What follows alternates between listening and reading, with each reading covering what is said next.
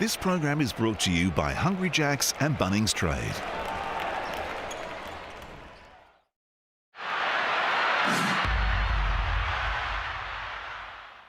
G'day punters, let's have a look forward to the championship markets here. And no surprise, the Perth Wildcats with the Vic Law Buzzsaw sitting at the top of the market there.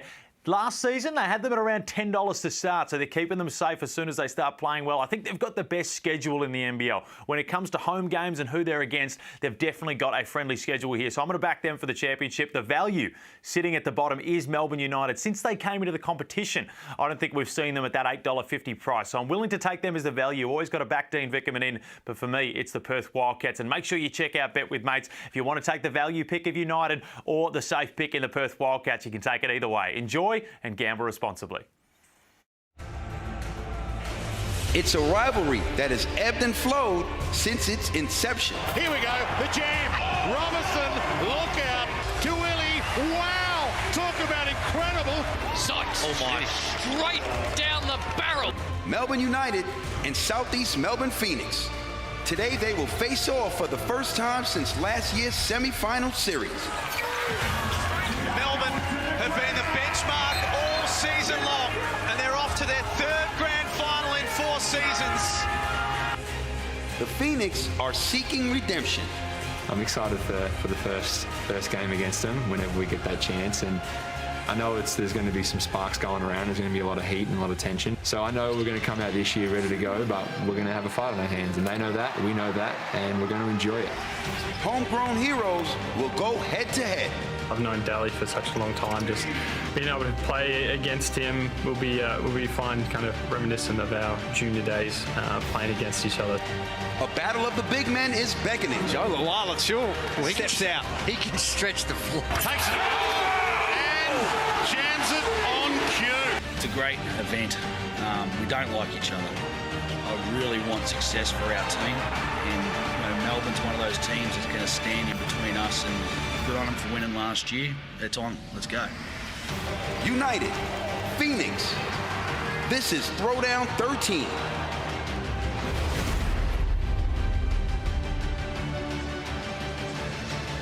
A moment to stoke the emotions of both sides. The championship banner unveiled in front of Melbourne United fans. An honour the Phoenix so desperately crave for themselves. Hello and welcome to John Cain Arena for Throwdown 13. I'm Nerily Meadows. I've got Pete Hooley alongside me. Pete, no doubt about it, this one is going to have some spice added to it. Well, Nez, this rivalry's been building game by game. The Phoenix weren't out here to watch the banner reveal. There's a good reason for that. They had a 17-point lead in Game 3 of the semi-final series last year. They believe that if they win that game, they'd be the ones dropping the banner. So they're probably right to have that feeling. I'm looking forward to the spice. Everything off the court, all the talk, none of that matters now. You win this game, sets up for the rest of the season. And they watch that Game 3 heading into this season. So it is fresh in the mind. Your commentators for this one, Jack Heverin, Andrew Gaze and Leonard Copeland. Thank you very much, Nez, and welcome to Throwdown 13. Two men alongside me who know just a little something about the crosstown rivalry. Gazy, great to see you, and Copes for the first time this season. Welcome. Hey, happy to be here, man. Look at the set. It's fantastic. And your shoes look absolutely outstanding too. For Melbourne United, the big talking point coming into this game, Drewy, was whether Chris Goulding would be in the DoorDash starting lineup. Unfortunately for them, he's not. Yeah, he still hasn't recovered. Anytime you're dealing with a hamstring, you've got to be very cautious, and they're going to need a big improvement. Big talk about Matty Dellavedova, him coming into our competition. He's a quality player, but they need more out of him. And Agata's the other one. Didn't start last week, still not starting this week, and they need some more production out of him. Well, unfortunately, Chris Goulding not playing today, but a short time ago he caught up with Pete Hooley. A lot of talk off the court about the rivalry games as they continue to grow. We know the Throwdown. A lot of talk from the Phoenix. What have these become? Yeah, it's great. It's what you want with a crosstown rivalry. You know, I think overall results, we've had the better of them. But, you know, each year they're getting better and better and better for such a young team. So it's what you want in a crosstown rivalry. There's a bit of extra spice. It's great. So without you tonight, what do you want to see from the guys? We saw the development players have a big impact last week. What do you want to see? Just whenever, you know, players are out, it creates opportunities. I want to see players grab an opportunity. So we need to be a little bit better offensively than we were last week, but our defense has been right where it needs to be. So apply some good defensive pressure, improve in that area, and be better offensively, and I think we're in for a real crack. Thanks, mate. Look forward to seeing you back out there. Pete. Here's the South East Melbourne DoorDash starting 5. Head to the DoorDash app now and get $0 delivery on orders over $20. Use the code word DELI. Coach, you've been really taken with the start of the NBL22 season by Xavier Munford. He's been fantastic the last 2 weeks. Now, here's the question. Can he play well against 3 of the best defensive guards in the league? Dellavedova, Shea Ely, and Agata. These guys are going to try to shut him down, lock him up, and see what he can do. Well, no one could shut down Mitch Creek on Friday night. Career high night, franchise high night, and just a short time ago he spoke with Nez. Well, Mitch, thanks so much for your time. I believe that you guys watched the replay of Game 3 on the eve of this season. Can you tell me the thinking there and how much it motivates you going into this particular game? I think it was just more to kind of kick us in the arse a little bit. We had that week of training was probably pretty sloppy for us. We weren't as tight as we'd like to be. We weren't as professional as we had to be. And I think it was just a bit more of a reminder like what we played for last year and how good we were defensively as a unit. So it was a reminder that that's who we are, that's our identity. We need to get back to that. So I think we showcased that round 1 for sure. But tonight, you know, it's a fresh start and we have to get that same kind of performance again. Did it burn watching it? Yeah, I was sitting there. I couldn't watch most of it. You know, you watch what you do well, but then you watch what you do really poorly. And you know, for me, there was a lot of signs where I can take from that positively. As a team, we can take a lot from it. We talked about it, kind of dissected what we needed to work on and really put that into practice. Plenty of hunger. Can't wait to see how it plays out tonight. Thank you. Appreciate it. It's been 180 days since Melbourne United and the South East Melbourne Phoenix went head-to-head. That was Game 3 of the semi-final series. And they're at it in round 2 on Sunday Hoops here in the Hungry Jacks NBL. You can use the hashtag NBL22 to join us all afternoon. The Phoenix in the away strip, all white. Melbourne at home, unveiling their banner in the all black as they go down to Joe Chi to start with. He couldn't finish from close range.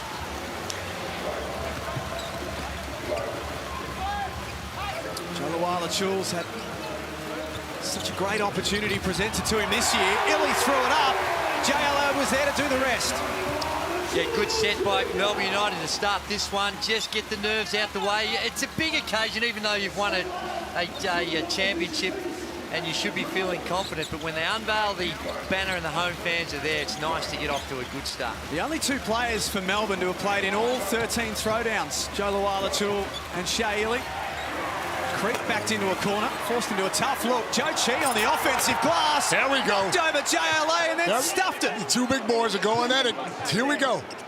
Well, it is, and what authority.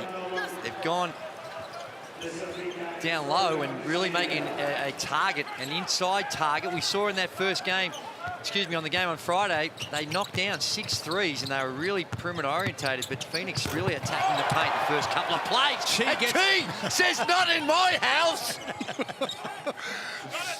Brockhoff and Early look for 3. Yes! That will really help his confidence. He needs that. Does he ever? Only had the 5 shots on Friday night. And we know that's not enough if you're a shooter. 0 of 4 in round 1. Dellavedova in his first throwdown. It's his own rebound. Hand off to Luala-Tool, who's well short. Now Creek, 36 points on Friday night, 6 of 7 from outside. New Zealand had no answer. That's a beautiful pass for Brockhoff. Well, Creek's just in a zone right now, coming off that career best 36 points. That is an elite level pass. To get Ryan Brockhoff another couple of baskets and a good look. Now here's a man who has never seen a shot he didn't like. Besides the great man Andrew Gaze, he's probably these 2 guys. When they get it, they're putting it up every time. Trust me. Didn't take long. Phoenix lead it by 2. Munford being chased around by Dellavedova all afternoon, so that's going to be a tough job. Joe Chi underneath cleans up. Luala-Tool's still got to do a better job. Right now, Joe Chi is dominating around the basket. 2 second chance points he's been able to knock down. Luala-Tool stepping out. Couldn't knock down his first 3. Isaiah Liafa starting this season for the Phoenix. Now Creek got back to his left hand. Again. What is that, 3, 4 offensive rebounds? for Joe Chi? We've just got some problems with his stats that we don't get on, but you can clearly see he's dominating down low. Well, I choose to do a better job. Peatling with a foot on the line. Knocks down the deep 2 for Melbourne. Brings it back to 1 point, the difference. 9-9 in their round 1 game. They lost to Sydney, Mason Peatling. It was Creek for 3. That's exactly what it looked like on Friday night. He is an exciting player. Let me tell you, if he gets going early, Melbourne United could be in trouble. It's so hard when he's knocking down that perimeter shot. He's so good at putting to the floor, getting to the rim, or playing bully ball down low. It makes it really hard if he can knock down that 3 ball on a consistent basis. Well, that's what I'm worried about. If Melbourne United can't make shots from outside, they could be in trouble.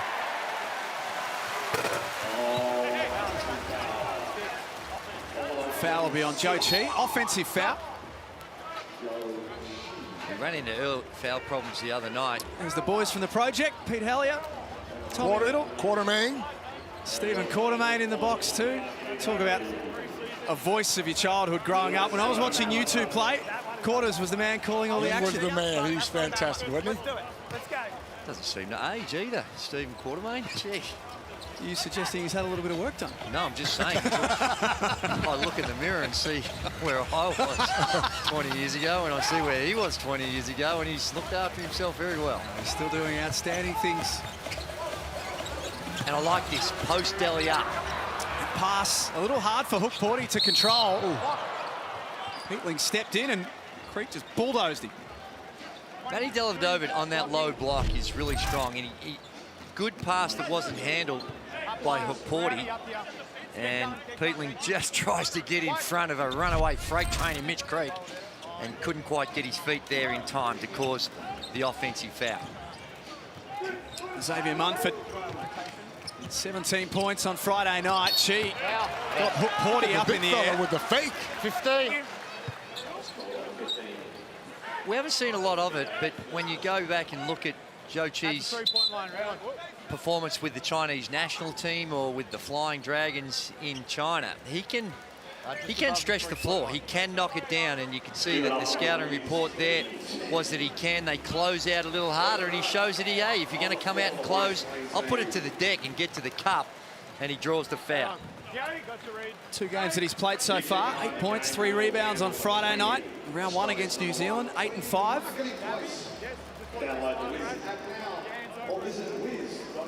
It's pretty hard to stop a man that's 7'1", Copes. Absolutely. Munford got away from Dellavedova this time. Nice pass underneath for Joe Chi, who takes it up, takes the contact, and one coming his way.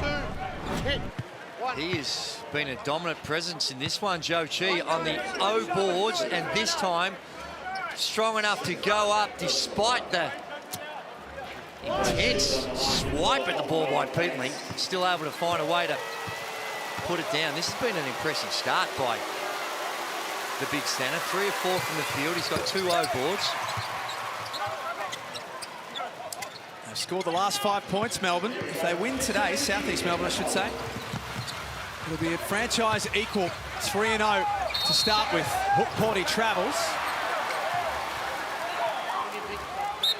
Is this the first throwdown that we've had, Copes? We've had 12 of them, but is this the first one where you feel like the Phoenix are the favourites coming into the game? I think it is. And after the last game against New Zealand, why wouldn't they be? I mean, they played great basketball. I honestly think they don't have anyone who can guard Mitch Creek, though. Creek puts the ball on the floor. Hook Porty had a hand in the face, but Creek good enough to finish. He's tough. He's playing on another level, and Dean Vickerman's seen enough. Whatever strategy was going into the start of the game, Southeast Melbourne Phoenix have been able to find ways to score. Creek in particular, their ability to get to the rim, and there's a superstar, Marcus Bontempelli for the Bulldogs. He came up short. That's sort of the Southeast Melbourne Phoenix, although they didn't get to the grand final, the Phoenix, but they did really well. I love the way you've come in. You guys switching that, get that organised early and make make sure you know the hustle, all right? We give Brokoff a wide open 3. We give Creaky a wide open 3. Anything that's coming downhill, guards, you got to keep fighting and keep going. He's on a late one with you right now. We're committing a little bit early, and that's just straight dump off to the big right now. Stay a little later, then come and support it off the corners. We're not seeing him throw there, we're seeing him throw here right now. All right? Next play for us. Give me a horns 4. All right? Caleb, you're going to be setting this and get out of it. All right? Fill these through.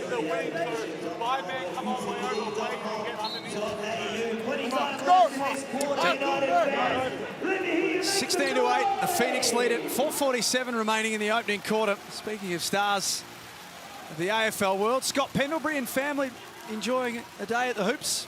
You may not be aware of this, Jack, but he used to play basketball. Get out of town. I swear. He did not. Oh, I wouldn't lie.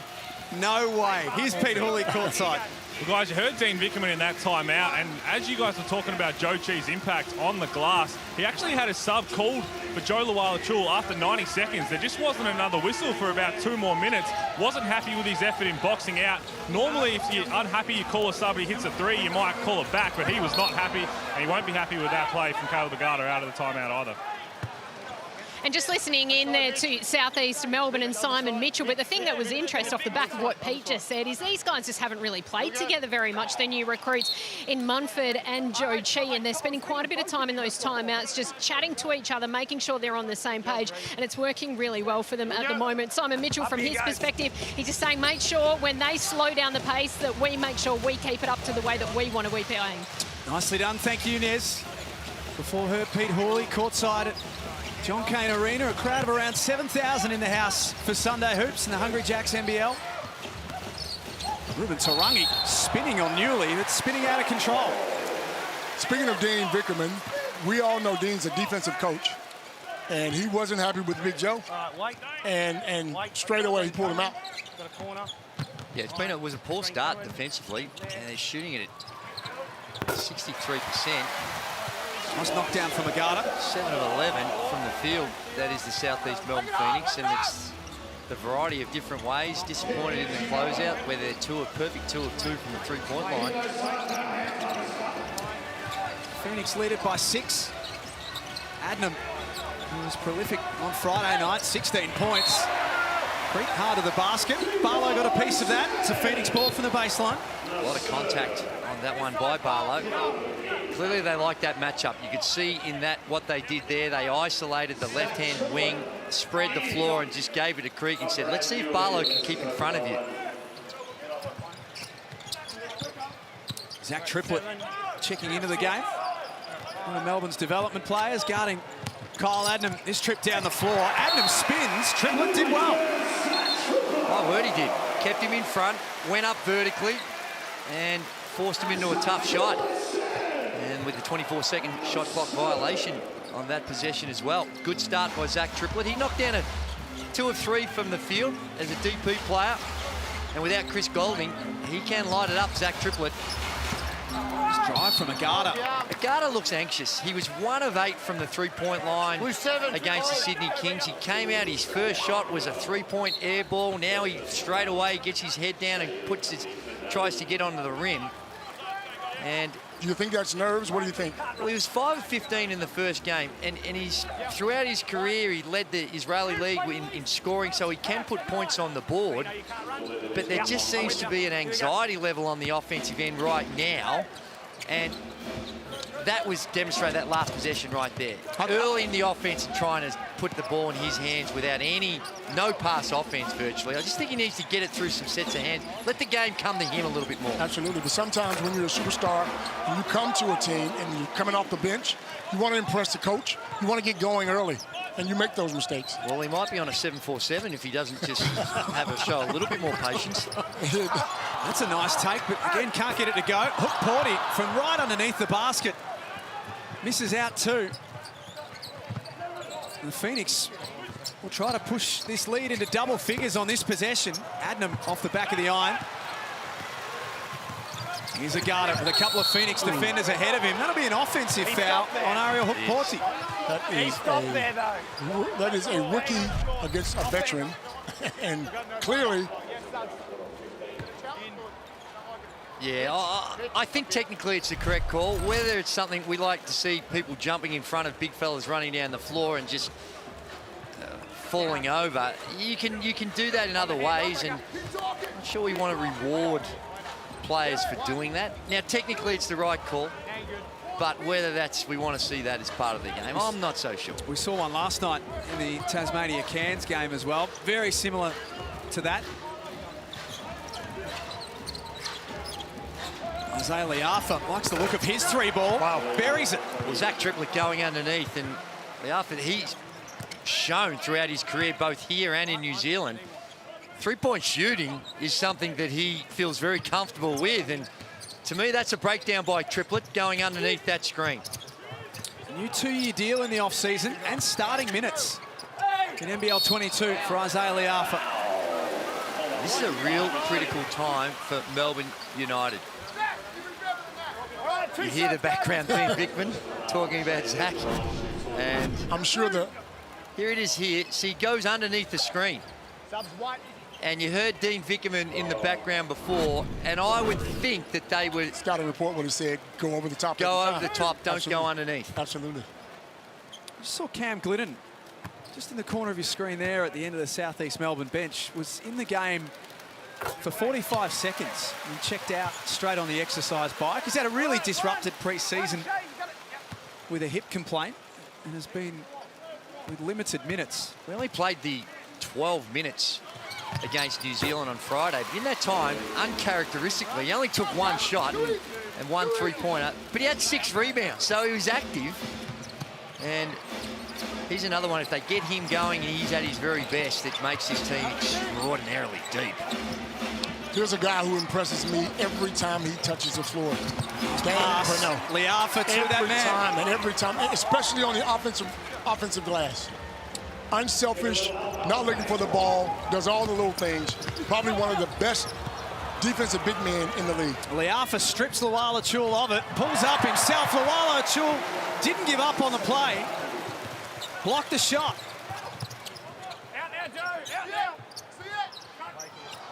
Why do the referees warn their players to get out? Just giving him the heads up. They don't want to call it. They don't want to.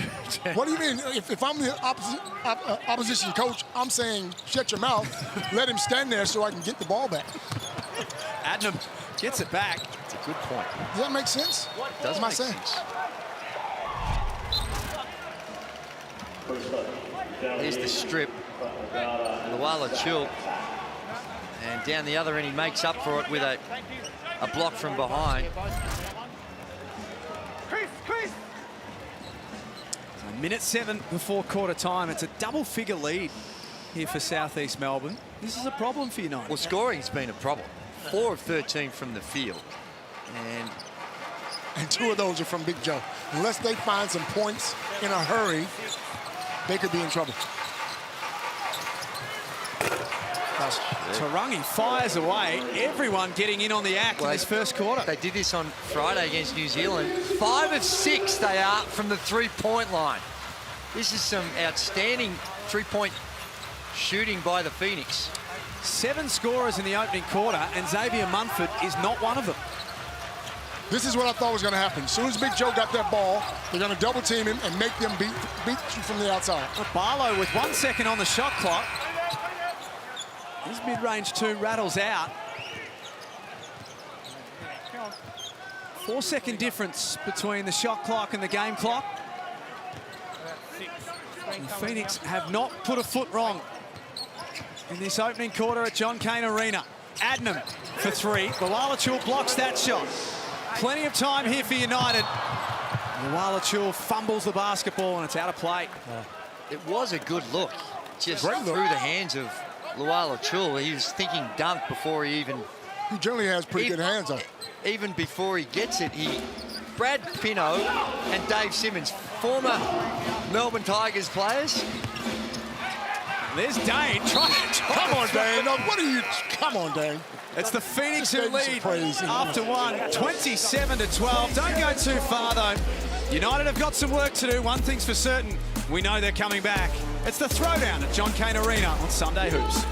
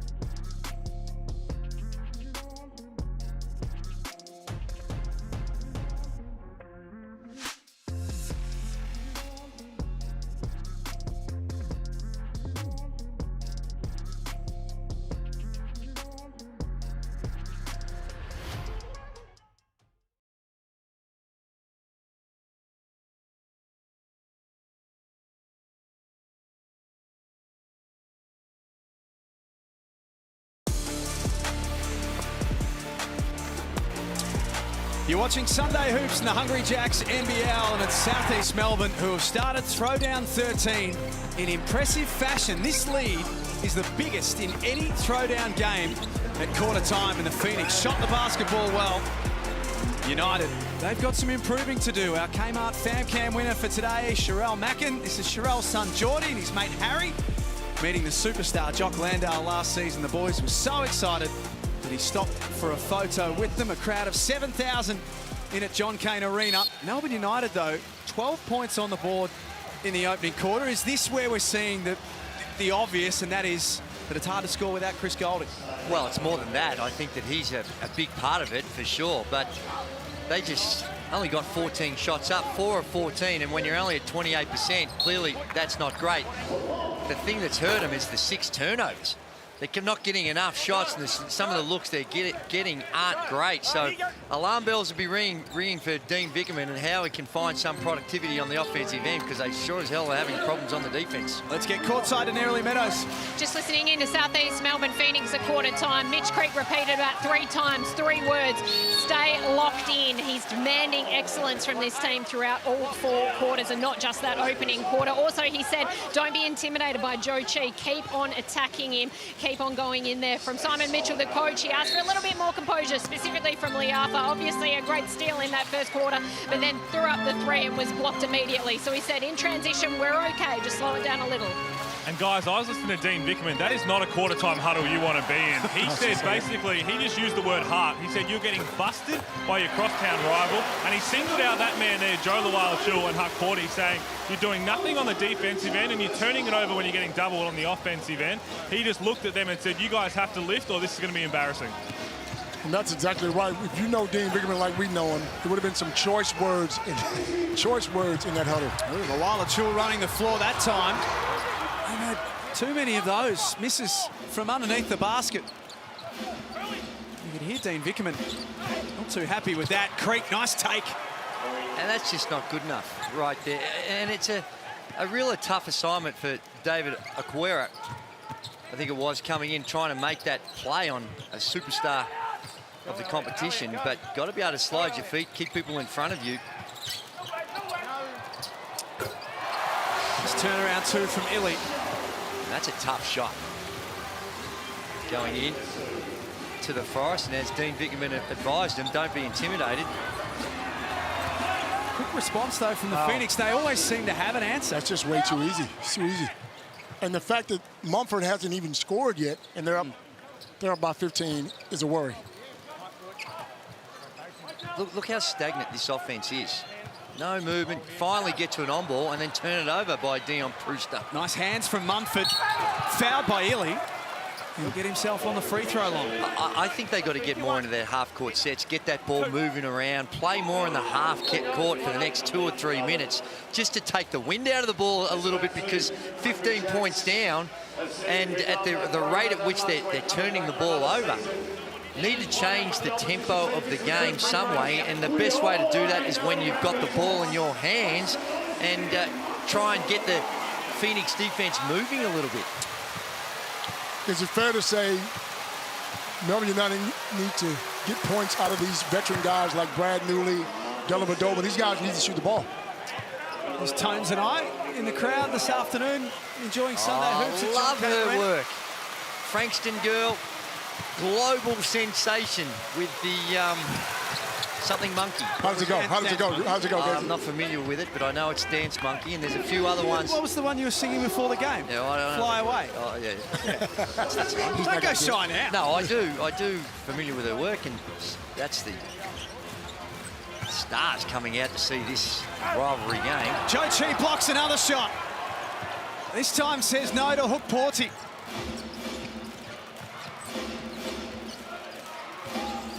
He's protecting that rim at one end. And getting active at the other. Look at him. He's running people over, isn't he? The ball on the floor.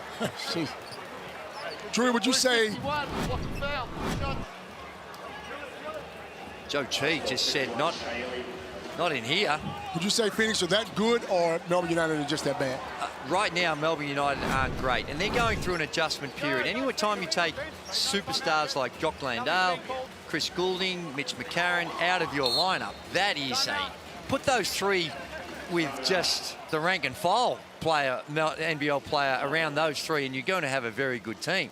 So it's a big adjustment period they're making, and I suspect that Simon Mitchell would be really impressed and happy with what they're doing on the defensive end. They're blanketing Melbourne United, and every point is really hard to come by for Melbourne United. And in these moments, you do need to rely on your superstars. And let's see how happy Simon Mitchell is. Just with those punch screens, maybe not get them too high and too close to the sideline. Kind of operating in a phone booth right there. Okay, so maybe get out. You did a good job of getting out early, but maybe even just give him a little bit of space, come down, come back up, now go into it. Okay? Just I don't want to get suffocated there with good defenders. Hey, it's not relevant right now, but you guys have got to be aware when JAL is back out there, okay, of those punch screens, downhill and kickback, okay? Guys just got to be aware of that. Don't worry about it with Hug 40, just when JAL's out there, okay? Here we go. 1, 2, 3. Phoenix lead at 33-16 in Throwdown 13. Here's their SodaStream shot chart so far in the game. It's a nice looking shot chart because there's a lot of green and not too much red. They're 13 of 25, 52%, 5 of 7 from the three-point line. That's where they've done a lot of damage. And they did this in the first quarter against the New Zealand Breakers. And New Zealand, to their credit, they made the adjustments. They took away that three ball and really stymied them in that area. And they're able to work their way back into the game. And that's what Melbourne United, they're going to have to make some adjustments and take something away, because right now, Phoenix, they're beating him in transition, they're beating him in penetration to the rim, and they're beating him from the three-point line. Offensive glass as well. She misses the second. Off threw it straight back in. David Aguero, the 19-year-old, trying to lift the tempo. Newley, his first look from outside. There we go. They need more of that. That's exactly what they need. 36 years of age, Brad Newley, still playing really, really strong minutes in this competition. His first season at Melbourne, crossing over from the Sydney Kings.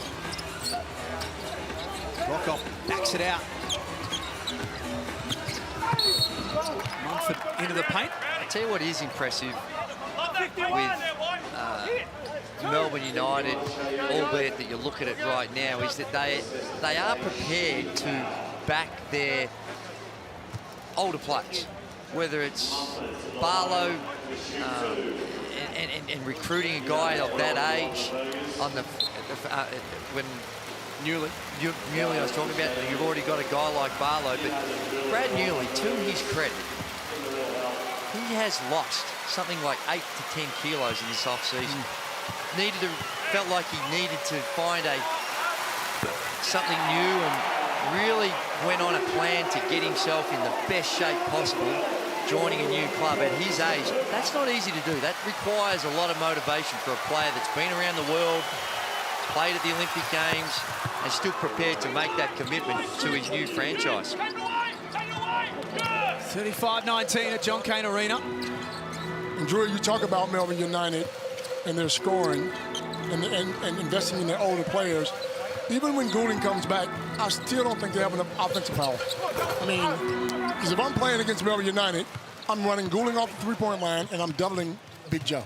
Where else is the points? Where are the points coming from? Well, I think they were expecting a little bit more out of Agata, and he may be able to deliver that. But right now, he's still trying to find his way. Dellavedova head down to the basket. Met head on by Crete. Good enough to finish though, Delly. His first points in a throwdown. Transition offense has been good. They came down, got Newley on the three-point line, and this time, Matty Dellavedova just puts his head down, drops the shoulder, and nice finish. Contested finish at the rim. Timeout call. You see, no Chris Goulding playing in today's game for Melbourne with a hamstring issue. The good news is that Jack White is really close to a return for Melbourne as well, which is great. They need a bit of help in the big men's department because this man today, Copes, has been a major problem. He's on the offensive glass. He's cleaning everything up. And when Big Joe steps out to help against the guards, he's hanging around that box area, and Mumford's just dropping it off to him every time. Well, it is, and it's not just the work that we're seeing here on the offensive end. You can see when he's that close, he's so much size. This end, rim protection. That's his calling card and has been, and combines it with some really good soft hands, plays with a high basketball IQ. You can see on the defensive end, he knows how to get into the right positions, and with a guy whose English is not all that sharp, he has adapted well. The early signs at least show that he's adapting well to the NBL style of play. Had a few problems with fouls in that game, as most new international players do in that game on Friday against New Zealand. There's Jack White, and he will definitely help them. He will make a big difference. On his way back from an Achilles injury last year. Let's not forget that there's still more to come for the Phoenix as well. Devin Thomas, their import, was ready to go, and then it was discovered that he was on a plane with a positive COVID case, so has had to isolate. He's very close, which is good for Phoenix fans. Their next game is Saturday in Sydney at Kudos Bank Arena against the Kings. But whose time does he take that? Well, they'll have to figure that out and share it round. I doubt very much we'll be taking much time off that man. That's exactly right. Garda kicks it back out for Aquera. Got Munford up in the air. Tried to bank it home and couldn't. And Brokoff loses the handle. Well, that's it. And the closeout came, and we're jumping at David Aguero. I'm not so sure that Simon Mitchell would want that. Yes, you got to close out and contest, but just an easy blow-by and got let off the hook. You good? We're not able to finish that little kiss off the glass. What are we saying? He can't shoot? Well, he can, but I'm not sure as a rookie coming in that you want to be that hard of a closeout where you're flying by like Tweety Bird, Coach. Leave it. There's Devin Thomas.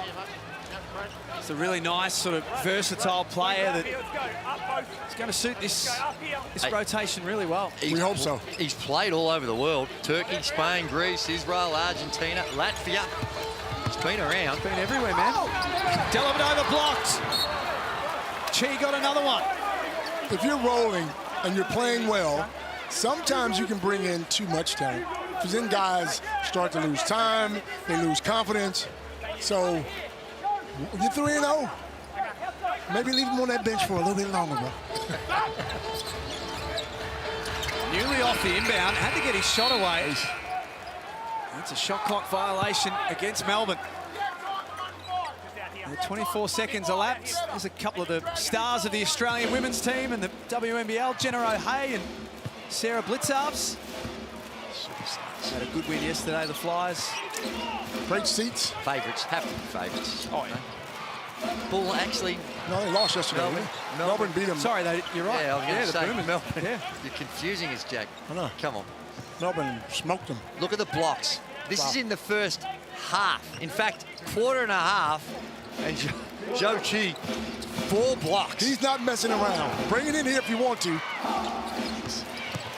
Creek sees that he's guarded by Aquera, spins and Hookporty blocks the shot. Brockhoff picks up the loose ball and scores. Brockhoff's having a good game, isn't he? First half, anyway. 7 points. 4 rebounds to go with it, too. They're much more active on the glass this season. Garda pulls up. It's off the front of the iron. Creek with the rebound, and look at the big fella. Look at the big fella. I think he knew what he was doing. Oh. Man, Hookporty, this is what he's going to have to do. Big fella, rim protection, still learning the craft, but they're good, encouraging signs with the timing that he's showing on the way in which he protects the rim. Dellavedova drops it off to Hookporty. Banks it home. Jeez, he's athletic, isn't he? One of the next stars in this NBL22 season, 19 years of age, from Germany. A big, strong, powerful teenager. Brockhoff trying to dive. You like the effort, but taking the legs out of Maddie Dellavedova.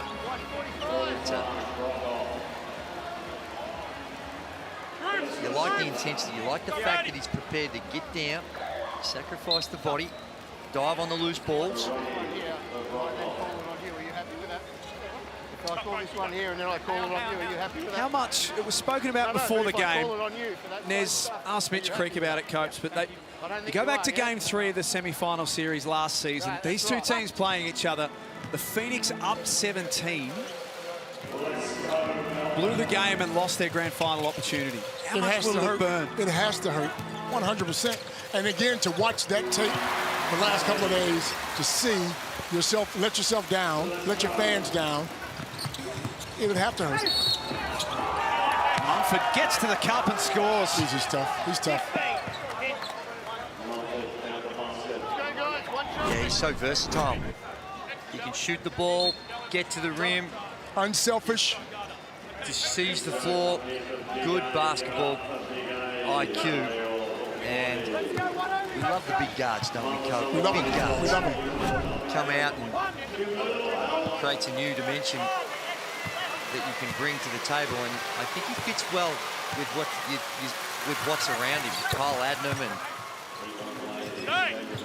the way in which that he can complement the different looks. Do you think Phoenix have gotten better since last year? Oh, my word, they have. I think they have. Time will tell. And Simon Mitchell ringing the changes late in the quarter. Joe Chi sits down. As does Xavier Munford. With Joe Chi and certainly with Dane Pinot coming back in, I know they'd be disappointed with the loss of Yanni Wetzel, but they've covered that with their off-season signings. Dellavedova pulls up. Off the front of the iron. What's Delhi for the year? Do you have a from the three-point line? Lost the handle here, Southeast Melbourne. This time Dellavedova, same spot. There we go. Much better result. Well, you're going to see that from Delhi. He's going to not be all that consistent from the three-point line, and you almost get a sense in that last game against Sydney, he was trying to prove a point that he could make them, and that one falls, one thing's for sure is he works at his craft. And he's going to have to make a few of those before teams really start to close out. 100%. Stop going underneath on the on-ball screens. And that's hockey. Hey, our ability just to slow them down up the floor is paramount right now. There can be no pass that comes over the top. All right, so just keep pushing down. Just keep pushing down. Keep it in front of you right now. If for any reason you're on the basketball and it's that real tight one, that's the only one we can gamble on right now. It's really tight. All right, otherwise just getting creaky and staying with it. Stay away and work whoever it is. On a free throw, I'm happy to go past 40, but just on a made basket right now, I want us just to jam it and slow it down. All right? Hey, movement to the on-ball has been good for us. Stay with it. Would Dean Vickerman dare throw a zone out there? Well, try something different? I think right now he's trying to make sure that he maintains that ball pressure, their execution on the defensive end. Quite often has many zone principles to it anyway. Now, whether he would just do it to try and be disruptive, but I think when you're trailing by 14, that'd be a huge gamble. So this is working for him? Well, I think there's been some signs. In the last couple of minutes, there certainly has been some signs that things are starting to pick up. We saw Darryl McDonald on our screen just a few moments ago. Cope's one of the greatest players that this league has ever seen. That's an offensive foul on Kyle Adnam. Star of the North Melbourne Giants for a very long time and then finished with the Tigers. He knows. I'll tell you a story about Darryl McDonald. Rivalries. Let me tell you something. One time we played the North Melbourne Giants and they beat us. They beat us. And TGI Fridays on Chapel Street was packed. We both go to Fridays. He's got his family. I got some friends with me. We get to the door, there's one table. This is no lie. There's one table. D-Mac looks at me. I look at him. D-Mac looks at me again. I walk off. Your table, D-Mac. You guys won. Well, as your you table, bro. As you should. Right. So the rivalry. Speaking about that defense, a couple of good turnovers. Weren't able to capitalize. Glidden spots up. Look good from the Just when you think your tide's starting to turn, that's a backbreaker. It was a 5-point play. They missed it. Relatively easy to come down in transition and splash the three. Glidden knocks it down. He's going to make more than he misses when he's that wide open. Spacing.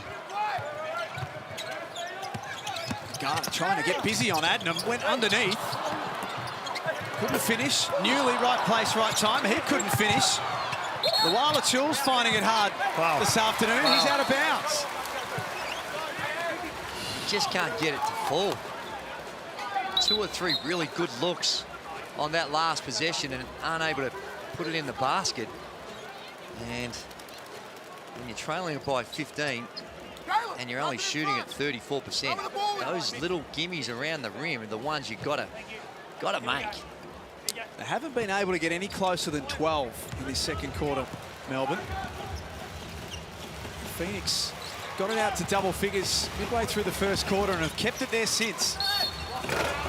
Adnam's foul. Wow. Points go. Wow. Point count. Blue 7. It's been a good response. Had a brief couple of minutes where it looked like Melbourne's defense was starting to cause some turnovers. 7 turnovers now for the Southeast Melbourne Phoenix. And a whole lot in that one, and Adnam goes to the line for the and one. Captain this season. Really, really good free throw shooter that misses one. Kilsyth Jr., who grew up in the heartland. It means so much to him to lead this team. Nice drive from Newley. And that's what Newley needs to give him. They need to kick that ball off the floor and let him get to the basket. He does that better than anybody in the NBL. And those punch screens, when they're coming up, those punch screens, and when he's at his best, gets downhill and crafty at getting to the rim. Caleb Agata, head down. Gets himself on the free throw line. Tell us more about what you're looking for, Drewy, with Caleb Agata. He really caught everyone's attention. He's very experienced overseas, but in that game for his native Nigeria in the lead-up to the Olympics, where they beat Team USA. He had 17 points and was probably the best player on the court. He did. He's, like, you look at his history and what he's been able to do, and in particular his recent history with being a scorer in other leagues throughout the world. That's what they're hoping to get out of him. Now, so far, his three-point percentage has been poor, and he looks anxious out there. And as you can see in the stats here, 1 of 7 from the field, 5 of 15 against Sydney. And I think that's a bit of both. One, him acclimatising to NBL basketball, and also Dean Vickerman still trying to figure out how to put him in better positions where he can be exploited. Well, let me speak on being an import. When you're a superstar and you come to another team and they bring you off the bench, sometimes it bothers your confidence. Sometimes it bothers your confidence. Now, I'm not making any excuses for him, but watching him in the Olympics, he's a much better player than he's playing right now. So if Dean wants some scoring, or especially when Gouling's out, I'm putting him in that lineup.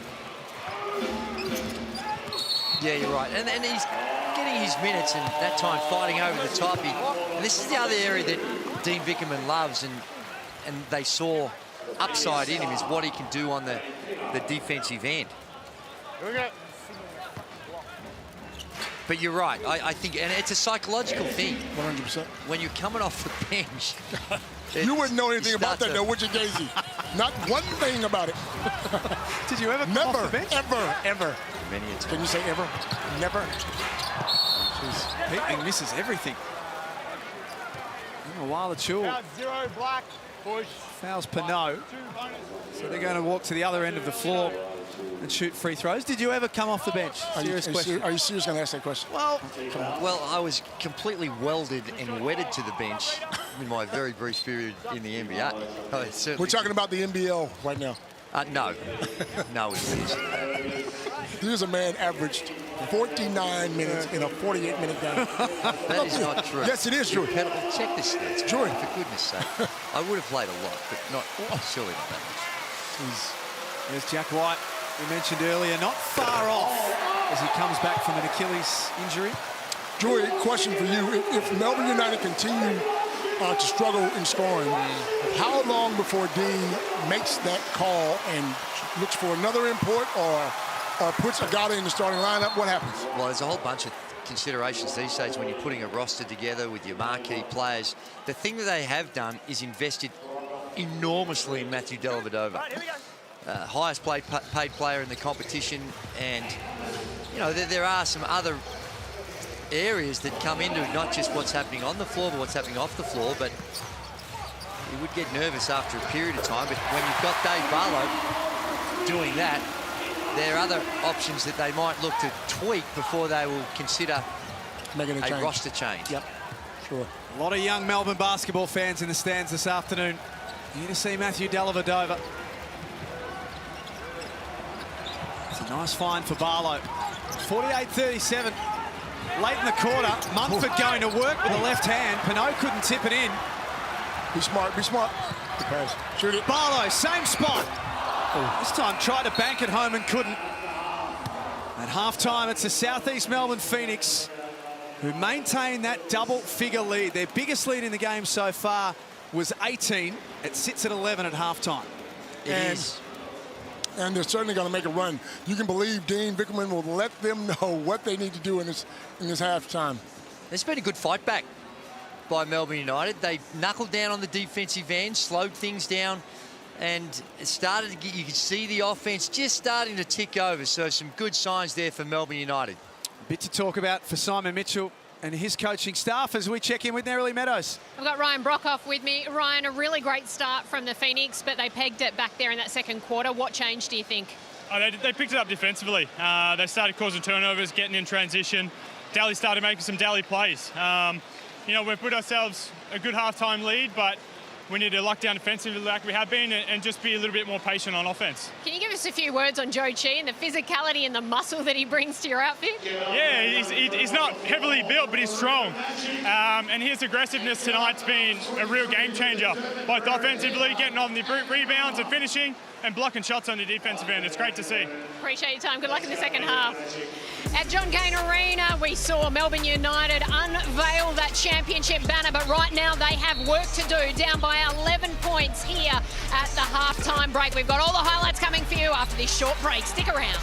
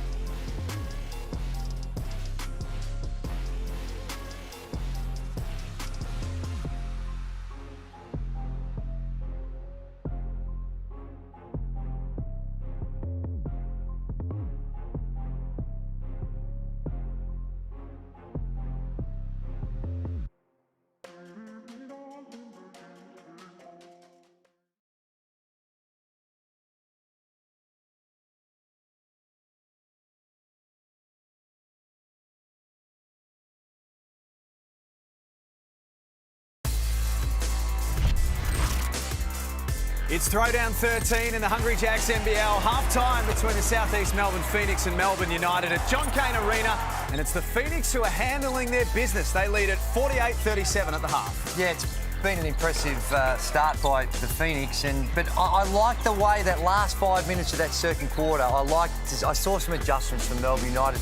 As Ryan Brockhoff alluded to, the defensive pressure that they started to apply, forcing Phoenix into some turnovers. But what they really have done is taken away the three-point shot.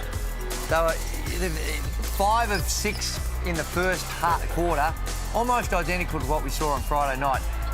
1 of 1 in the second. So they were able to take away that three-point field goal attempts. And as we take a look at the leading scorer, Matty Dellavedova has been productive with his 9 points, Luala Chul 7, a lot of those coming early. And Mumford just chipping away. He's been got his 8 points, Joe Chi with 9, but he's been just quietly seemingly going about his business. But look at the field goal percentages from the three-point line. That's where South East Melbourne Phoenix have been excelling. Let's get courtside to John Cain Arena. Nerily Meadows and Pete Hooley are there at the half. How have you seen it? Thank you very much, guys. Well, Pete, Melbourne United, they were a dominant force offensively that saw them win the championship last season. They haven't really got going this season. How have you seen it? Well, the big question mark right now, we know they've given up a lot of points with their offensive struggles, and that's going to be the key. With Chris Goulding out, you know that's going to happen. I still think they're probably a piece away even when he does come back, but he just changes the way everyone goes about it. Right now, without him on the floor, they're just collapsing, and it means the big fella Joe Chi is having a field day down low on the defensive end and the offensive end. He is blocking everything. He's getting offensive rebounds, and he's just really making it deflated for Melbourne United. So they've got to manage to fix that. Hitting outside shots will help, but they need Chris Goulding back as soon as possible. You speak of Joe Chi, one thing that I really love, Jack, was the fact that he even tried to get on a transition on the end of that one. So he's trying to do it all over the court, is the big man. He's certainly confident, Nez. Thank you, and thank you as well to Hools. He's first half, he's had an impact at both ends of the floor, and it's not just his long levers, as you spoke about, Drewy and Copes. His understanding of the game is really strong. Yeah, absolutely, and you see it, the way in which he can protect the rim. That's his calling card. Look at the field goal percentage. Only got the 2 rebounds, both of those coming at the offensive end. But it's on the defence, on those on-ball screens, he can sit off, and because he can use his length, he can still contest the shot. And then down low, a couple of times with those block shots, you could see on the replays that the opportunity for the drop-off pass, so attacking him for the drop-off pass may have been able to create a few more scoring opportunities for Melbourne rather than just trying to shoot over the big fella. There's a lot of eyes today on Matthew Dellavedova, Copes. You've taken a really good look at his first half. Look, he's playing great now. He scored 9 points. He's leading them in rebounds. Dela's not a great three-point shooter, but he can get to the basket. He's very strong. He posts up, and it's hard to guard him. I mean, he has more experience than anybody on that floor, so obviously he's going to pick it up. 9 points, 4 for 9 from the field, and he did knock down a 3, which is fantastic and great for his confidence. So Chris Goulding not playing today. It's something that we've spoken about a lot during the game. They have 37 on the board at halftime. Where are the buckets going to come from to win this game? Well, I think it's by all spreading it out. I don't think you're going to just see one guy fill that void. It's now more opportunities for others, and we've spoken about Agata and what he has the potential to do and create some more scoring opportunities for him. But I think it's by committee that they've got to get that done. And the way in which they execute that, early on, very stagnant. And the ball wasn't moving and pinging around the floor, and it was an easier opportunities for Phoenix to play some defence because they weren't required to move. They're getting into those on-ball situations and not a lot happening. But I think Matty Dellavedova, his strength is creating for others, giving the ball either penetrate and dish or coming off those on-balls, but have movement going on to keep the defence honest. Copes, on the other hand, it feels hard to punch holes through too much that South East Melbourne have done in the opening half. Absolutely. Look, it's great to have Newley and Barlow knock the three-point percentage down, but right now, South East Melbourne are playing their style of basketball, which is get it off the glass and go.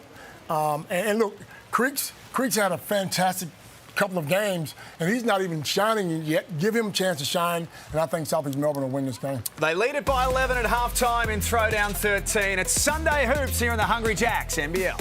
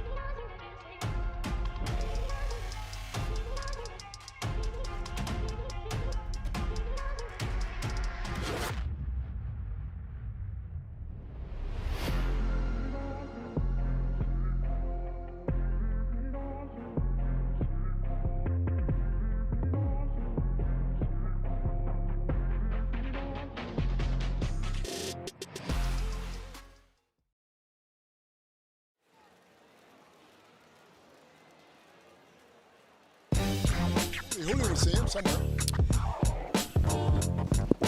Great to have your company, the Hungry Jacks NBL, as we get to start the third quarter. Yeah. It's halftime at John Cain Arena, 48-37. The Phoenix controlling things. Coming up next, Adelaide and New Zealand at the Adelaide Entertainment Centre as we check in with Pete Hooley. Well, guys, Dean Vickerman was a lot happier, as you'd expect, in those last few minutes in that second quarter. And just before he's letting the guys back out, they want to try and explore early in the offense before their defense is set. If they get switches, they want some spin action where they can get the guards one-on-one downhill, make Joe Chi have to come out to the three-point line. And he said defensively, it's simple. I'm going to count every single second they go without hitting a three ball. And if you remember in that second quarter, when they had a little bit of a run, one turnover, Cam Glidden hits a wide open three. That's what's deflating. So look to see how long before Phoenix hit a three, and then they'll determine Dean Vickerman's mood. Well, they did a great job of guarding the three-point line. Only 1 of 1 in that second quarter. So to only to restrict a team like Phoenix to only 1 3-point field goal attempt is a really good effort. No, the best three-point shooting team in the competition in round one. The Phoenix shot it at 42%. That'll be a blemish for them. The Alpha followed up and then was fouled. Dean Vickerman's come back with Newley and Barlow. It's 4 on Shea Ili now. And Copes, you spoke about his role coming into today, about how important he was defensively. He's going to be sitting for a while now. He's going to be sitting for a while, but the good thing is you got Agata and Dellavedova who both play defense as well. So you get a chance now to see Agata and see what he can do. Creek trying to back in on Barlow, went to the right hand and finishes. He's tough. That is tough. He's 4 of 9 now, up to 9 points. He's also got 6 rebounds, so not as explosive as he was on Friday night, but still doing really good things. And that's one way to exploit a switch action. Like a little bit of happy feet there for me, Daisy. I don't know. Munford blocked by Lawala Chua, and that'll be an unsportsmanlike foul on Xavier Munford. Anytime you're taking a swipe from behind in transition, very hard to get away with.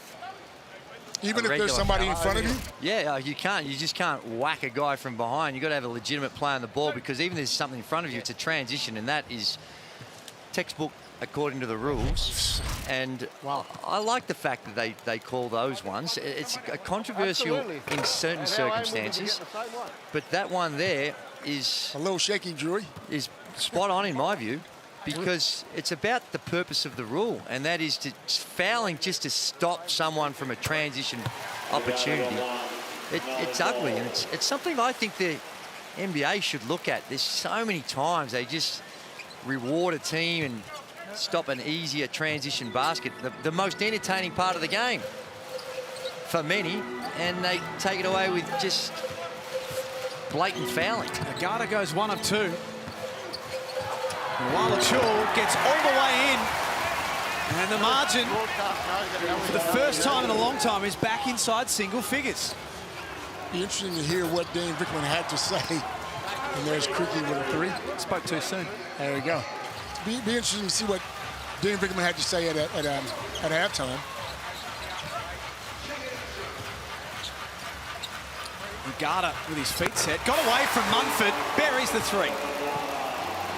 That'll do his confidence the world of good to see one finally go down. 1 of 7 from the three-point line against the Sydney Kings.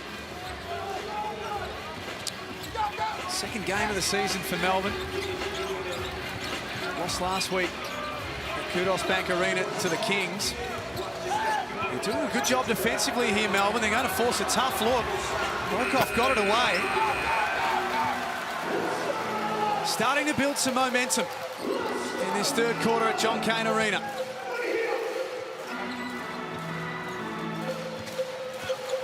Dellavedova. Nice little drop-off pass for Luala Chul. No, sir. Big fella says, no, sir. Don't bring it in here. It's block number 5 for Joe Chi. He's protecting the rim. Now he's in the post. Going to work on Barlow. Down the other end of the floor, Luala Chul, when you've got a big guy, now I know Luala Chul's got some length as well, you've got to get into the body. If that little bit of separation allows Joe Chi just to go up and block that shot, but you've got to get into the body in order to create some separation with the ball. There's Dave Barlow. Barlow's put his hand in. Did you signal two shots or? I signaled 2 shots. Okay, 2 shots. He's questioning whether it was in the act of shooting, had he collected the ball or not. He shifts, he takes his hit, and there's no ball. Officials Chris Reed, Mitch Hare and Elliot Green.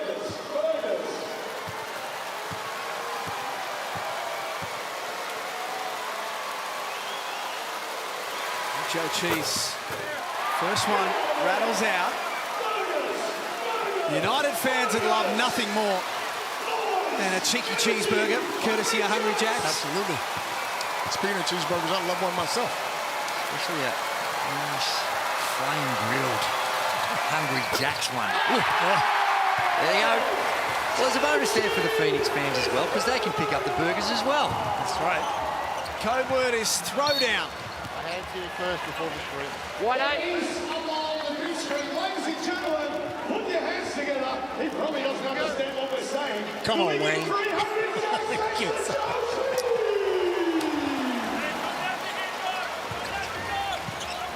53-45. Phoenix making a run to start the third quarter. We knew they would. Wow, that's tough. It's getting better and better for them. And that's what Dellavedova likes to do. Get you on that box, use his strength, his smarts, get to that basket. Well, that's right. Here he's got that size advantage and gets him off his feet, and straight away, when someone's off their feet, it's a lot easier to draw a foul. And not only does he draw the foul, he knocks down the shot and goes to the line. Well, after a seemingly a dominant performance for most of the first half, this game now down to a 5-point game. Let's get courtside to Nerily Meadows. And as Melbourne United bring this one right back, guys, I've just got to say, how unbelievable is it to have a packed house here in John Cain Arena, remembering that awesome 3-game semi-final series between these two was played in Sydney in front of no crowds. You can hear the fans loving every moment of Throwdown 13, and doesn't it feel good? It deserved a crowd, that series, for sure. It's great to be getting things back to normal again. Agata showing some real aggression in this third quarter. Points will count. It's 13-5 in quarter 3 in favour of Melbourne. See what happens, Drew, when you start a man and you don't bring him off that bench? Well, he didn't start, but he was in. He started the second half, bro. Very early. He started the second half. Get him on the floor. And the Phoenix call a timeout. It's back to a 3-point ball game. The biggest lead in the game for the Phoenix was 18. And Melbourne have made a real game of it now. Midway through the third quarter on Sunday Hoops. Simon Mitchell, coach of the South East Melbourne Phoenix, about to address his troops. Now they're the ones, for the first time in the game, searching for a few answers. Okay, sideline out of bounds, we still pre-switch that one. Okay, so we'll get Delhi's opponent, which is going to be UX on that one. So if they run that play, you just go to it on the UCLA cut, okay? And then go to the ball right there. Hey, you get Joe in any sort of open space, right hand, he's going to go right. Stay down until the shot's released, okay? Let's go shakes down right here. Shakes down, okay? Coming off Cricky, okay? Hold it. Punch down. Same simultaneous on that one. 1, 2, 3. Pretty measured by Simon Mitchell in that timeout there. There's a start. Dave Anderson is... Looks like a star too, doesn't he? My goodness. Such beautiful hair. Beautiful skin. He's a beautiful man. Beautiful eyes. And he's a winner. And he's a superstar. He is a winner. Picked up another championship last season in... What's that, 11-12? What's going on?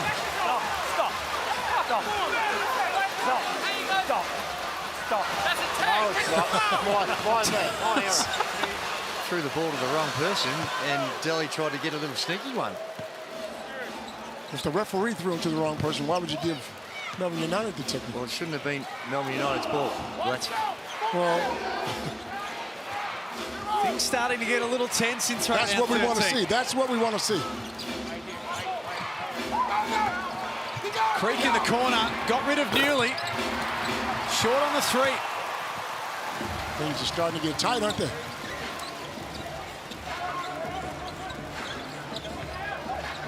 Mentioned 13-5 this quarter. If you go back to late in the second, it's actually a 20-6 run in favour of United. Agata pulls up. It's off target. Loose ball falls the way of the Phoenix captain, Kyle Adnam. Brad Newley straps a saddle onto Mitch Creek. 100%. The intent was right. When Mitch Creek catches the ball that low, you're in trouble. So Brad Newley there tried to get in the lane, half-fronted, prevent that entry pass, and the movement of Mitch just created the foul. But the idea of what Brad Newley was doing was 100% spot on. Look at the big fella. Well, that's what he can do, and he can stretch it all the way out to the three-point line. You've got to carry a hand and at least show something. It's a travel on the Wala Chul. He's in the double figures. Joe Chi, 11 points, 3 rebounds and 4 blocks. He's a huge presence. Even on that play there, we see what happened. Just coming in and just lost his feet. Just lost his feet, and there we see. He's still trying to get that shot up, though, isn't he? Here's a man that's going to let it fly, son.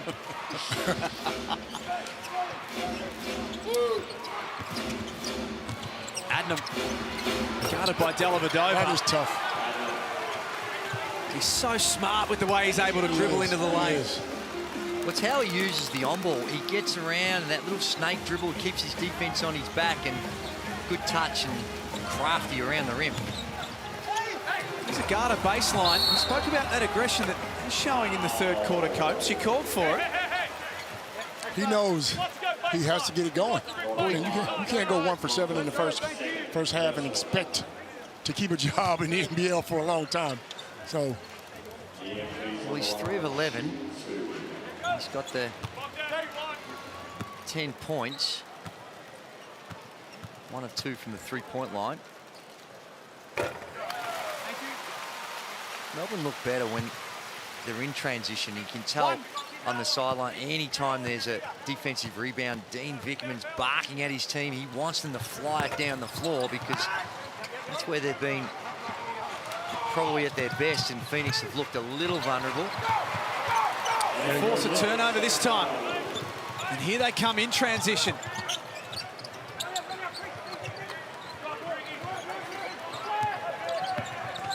Dellavedova.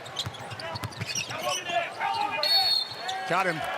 Some good officiating by Simon Mitchell on the sideline. 100% correct. And every now and again, you like to just provide a little reminder to the officials of what's going on.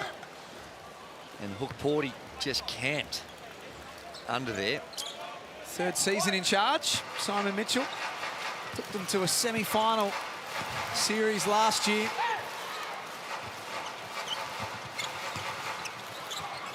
And looking to better that in the Hungry Jacks NBL22.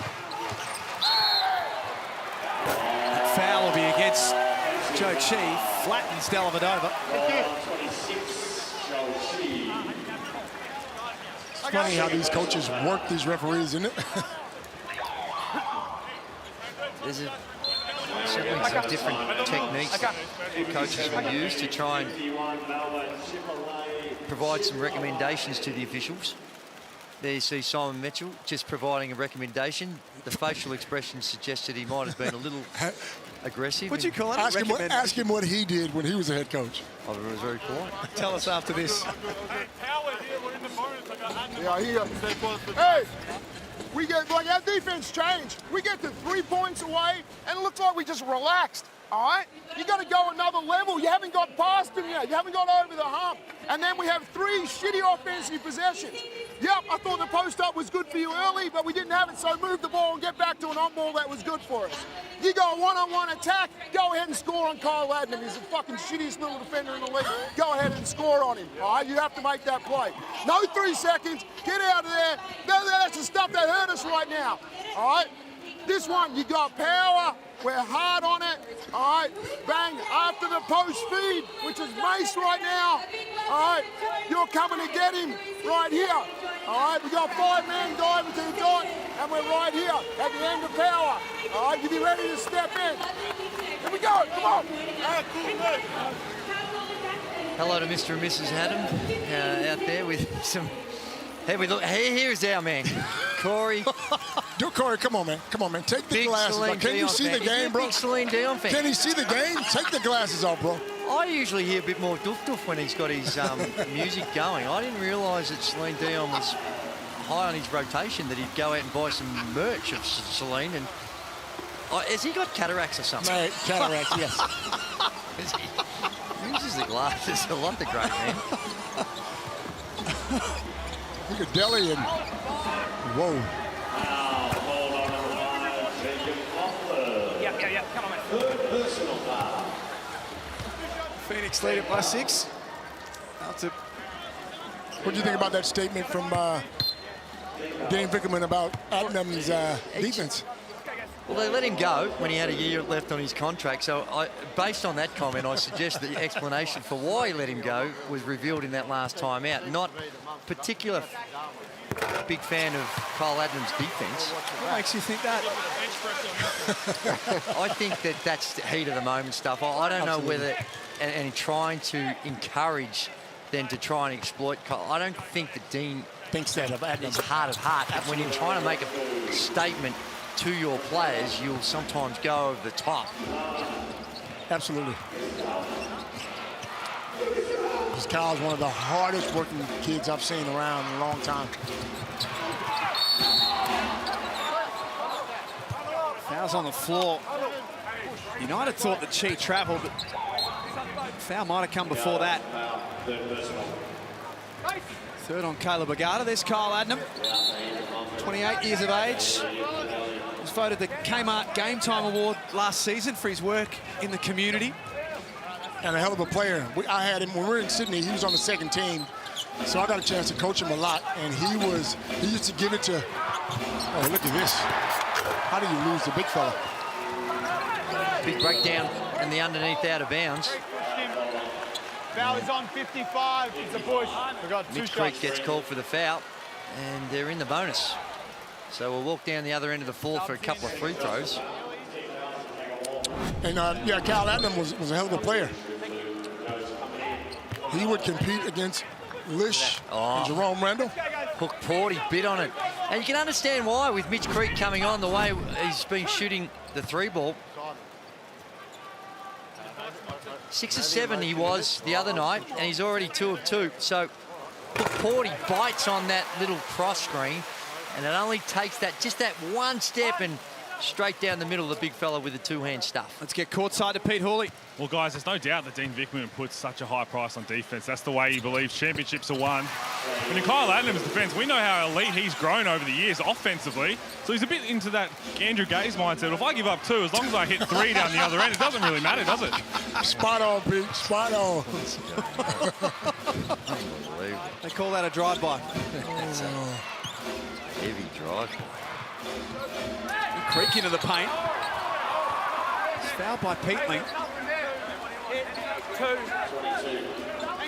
And I like it. Under pressure. Margin 4 points, so they get it in the right player's hands. Absolutely.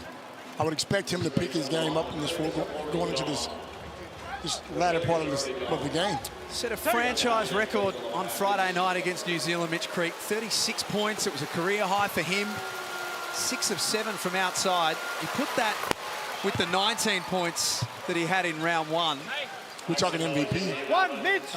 He'd certainly be in the talk early, wouldn't he? Well, very, very small sample size. Right. But you're right, he has that capacity. And he was always great with the Adelaide 36ers, makes that change, goes overseas, and from that point on, to me, the biggest addition has been the work that he does from the three-point line. Back when we were playing against him, coaches would go underneath, encourage him to shoot the three ball. You cannot do that anymore. Newley for 3 is good. So to that point, for youngsters watching this afternoon, how do you improve your three-point shooting like Mitch Creek has? It is a volume business. 100%. You put the work in. He hasn't, unlike some players, he hasn't made a monumental change to his technique. He's just put the work in and a mindset. You develop that confidence, you see a few go in, it can grow.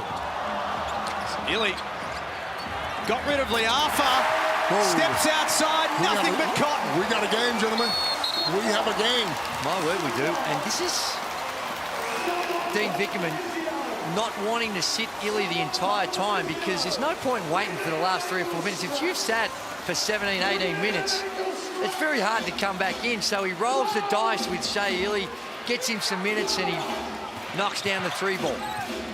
61 each at John Cain Arena.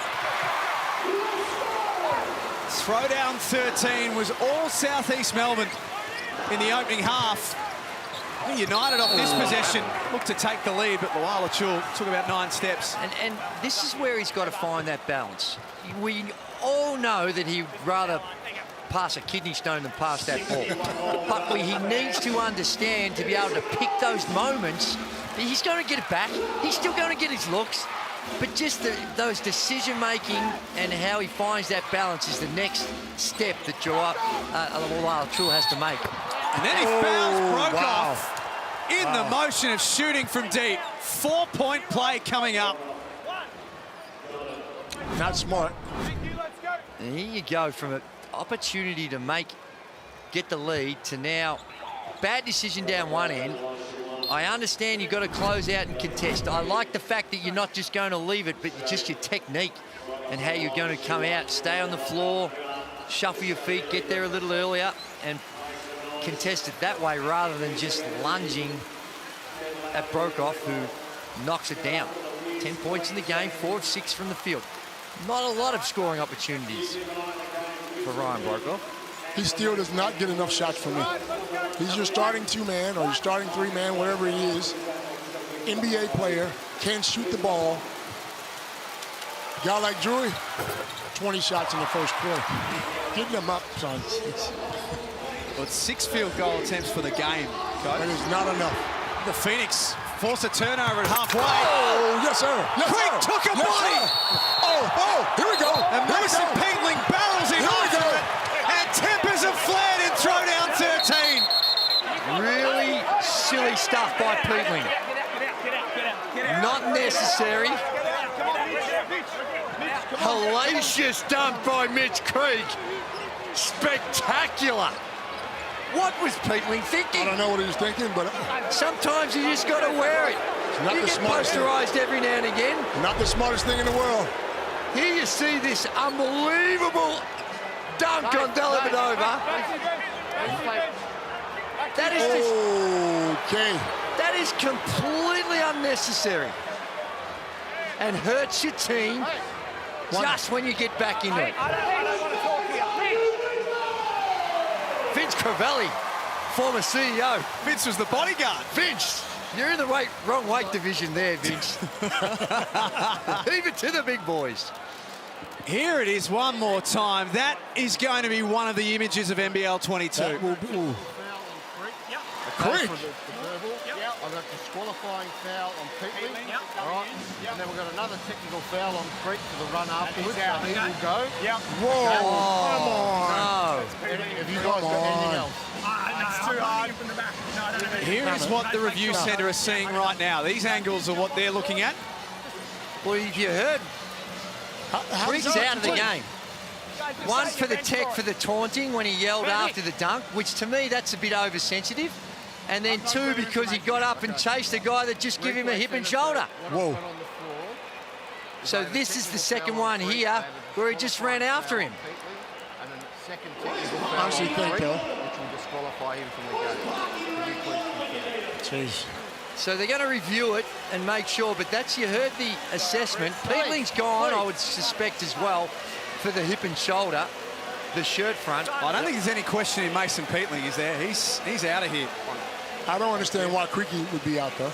Well, technically it's 100% correct, Copes, and this is where you just got to know go what? down. Now, Creek just goes, he surely knows that Peatling's done the wrong thing. The emotions get the better of him. As they would with anyone. But then the bravado, this is perfect for Melbourne United. This is a great trade. Would you trade Mitch Creek for Peatling right now if you're Dean Vickerman? I think it hurts. Absolutely. Whereas instead, if he just falls down, he's going to the free throw line for two in possession, and Melbourne, the Phoenix have It's not right. It's not right, though. You build up this game. You want to see these guys play their hardest. One little small incident, and you lose two of your best players. Well, we're about to hear the explanations from our senior official, Chris Reid. There's a lot of work for the officials to do here. Can you just double check the reaction of Creek chasing the players, please? So miss out. That's disqualifying. Lawafa could be in trouble as well. And then Creek comes in and really doesn't get to him. They hold him back. He doesn't get to him. But whether or not just the attempt, the rush in, that little rush of blood's going to cost him, they're going to review it. Easy to control your emotions when you're here commenting about it, but if you're the Phoenix, you should be going to the line shooting two and with possession. So this, as we await to hear how this is all going to be broken down, this is a big break in play. Huge. I tell you what it does do. I reckon the rivalry here, the little chit-chat up till now has been smoke and mirrors. Now, what we have here is legitimate argy-bargy that I think in the long run will help this rivalry. Doesn't help the situation, doesn't help Phoenix, but helps the rivalry between these two teams, no doubt about it. Now, that's not a lot. He's just had a hellacious dunk. I think you should be allowed to express yourself. I don't think he was intentionally going at Delhi. He's just happy that he caught him and threw it down. And there we go. Still have to get the foul, yeah? Agree. Yeah. It's got to be on what you see, not on the reaction. Simon Mitchell talking it over. He's fighting Mitch for Hare. his guy, Mitch. And so he should. Well, he should, but I think we're about to hear the full explanation from our senior official, Chris Reid. Big moment in Throwdown 13. Ready when you are. Okay. Technical foul, white 55 for taunting. Disqualifying foul, blue number 22. And an unsportsmanlike foul on white number 8. There we go. So Mason Peatling is out of the game. Mitch Creek, a technical foul for taunting, and Isaiah Liafa, an unsportsmanlike foul as the third man. Perfect. That was perfect. one. That was perfect. And I think that's a good outcome. 100%. I like the outcome. Mason, you're out. I'm not in the middle, I didn't see anything. Hey, Creeky's got a technical foul. I've checked it all. That's An early shower for Mason Peatling. Mitch Creek stays in the game, importantly, for Southeast Melbourne. We saw Pete Hooley in our shot there. I didn't see him jumping in to try and separate the two teams. Couldn't fight his way over to wet paper bag. Come on, Hools. Didn't stop Vince Crivelli, did it? Vince got up, didn't he?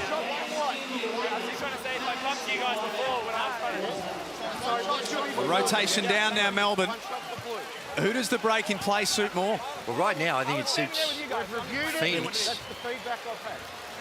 One shot, unsportsmanlike, and the team's cancelled. One shot only We've for looked you. at that, Simon. We've looked at the whole thing. Okay, so we walk to the other end of the floor. So the technical foul on Creek.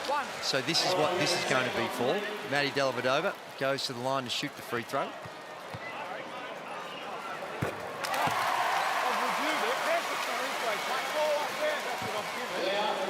Generally, when you get dunked on like this, you say, welcome to the league.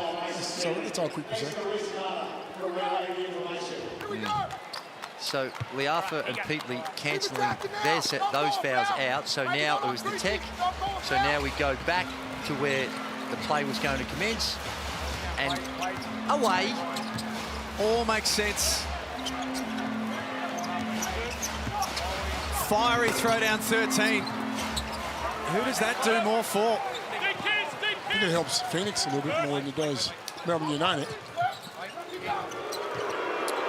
Creek getting the boos. It's a Melbourne United home game.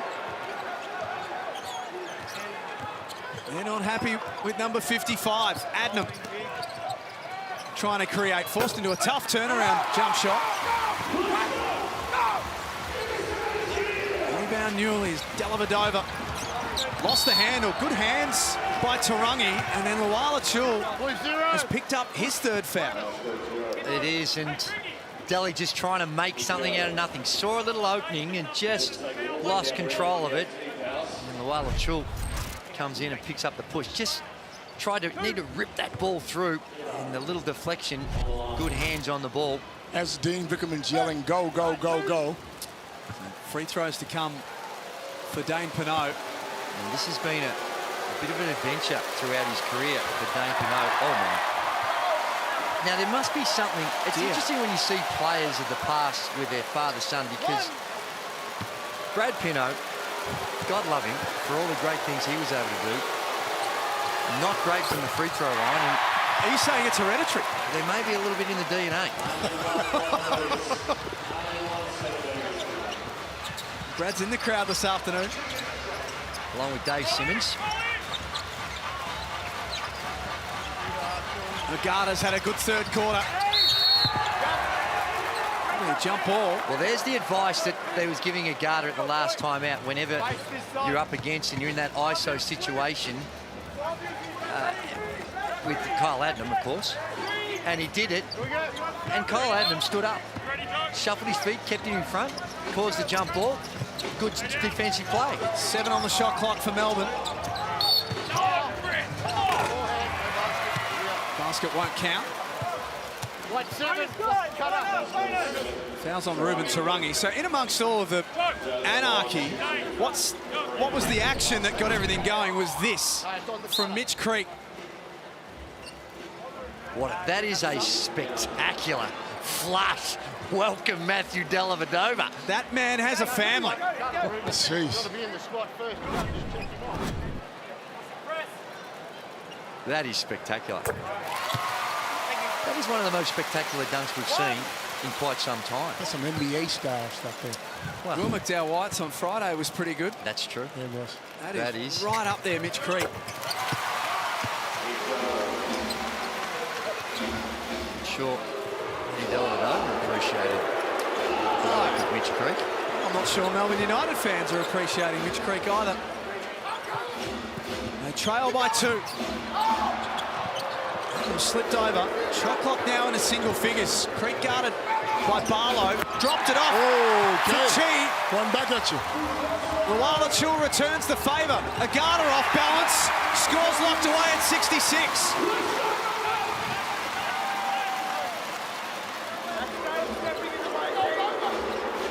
Melbourne enjoying a little 5-point run this time around.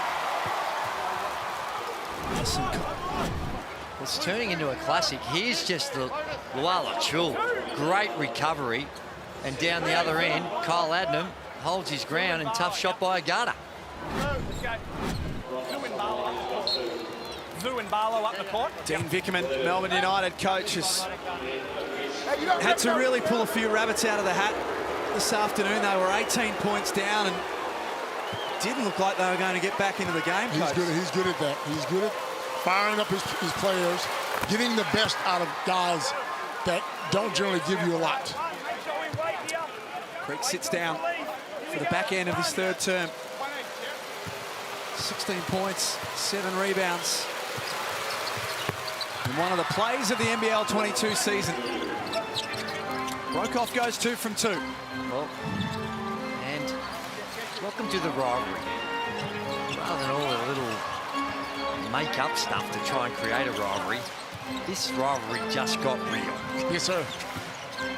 You two know a thing about that. Delavadova off target. Newley flies in. Gives a second chance look for United. Agata gives Melbourne the lead. That's my boy, Drew. That's my boy. You see what happens when you give him a little time, son. 15 points on 5 of 13 for the Nigerian national team star. The Phoenix will finish the term. They find themselves down. Adnam, tough look.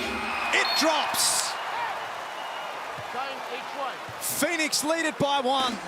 Their biggest lead in the game was 18. They led it by 17 in the semi-final series last season. Will the ghosts of the past come back to haunt Southeast Melbourne, or will they stare them down? They lead by 1 with a quarter to play here on Sunday Hoops.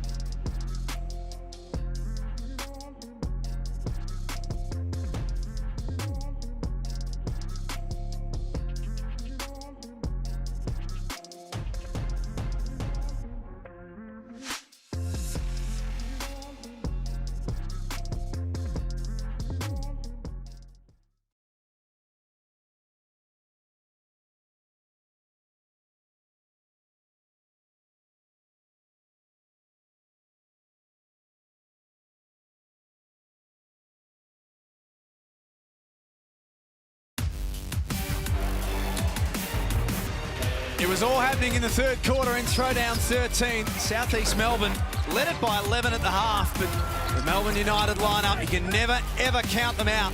And they found themselves back into this game. There's a point the difference with a quarter to play.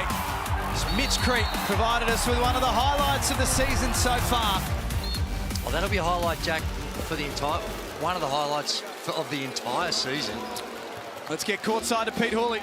Well, guys, I think everybody's still loving what happened in that third quarter. Probably no more so courtside than Dave Anderson. I'll tell you who really enjoyed it. Mike Conley and Joe Ingles on the Utah Jazz team bus on the way back from their game. Just got a nice little video sent from them. They were loving the action in the NBL. Great to have the boys watching. Fantastic. Global audience for Sunday Hoops. Absolutely. Now, when we get a look at this, one of the other questions is, I don't know what the... Great pass by Delhi, threading the needle. They're the things that you come to expect, and if you come into a game, you're not going to see the 30-plus points by Delhi. But that is a spectacular pass, finding... That's pretty good too from Adnam. Walala Tool responds again. Getting back to that little argy-bargy that we saw, one of the issues that may become a problem for Melbourne United, Chris Golding was in the thick of things. Players are not allowed to leave the bench. Now, I know he's not playing, but he was in the middle of it trying to separate them all, and just not sure where that sits. Coaches and officials are allowed to come on to help. Well, I think it's just the coaches allowed to break it up, but there might be, upon review, some other issues that need to be looked at, unfortunately. Bodies going down everywhere. In the second half. Still to come today, Adelaide and New Zealand up next. the Adelaide Entertainment Centre.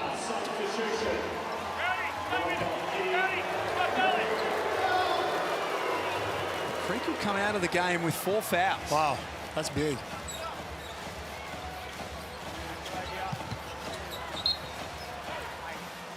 Jose Liafa has 4 as well. Mason Peatling.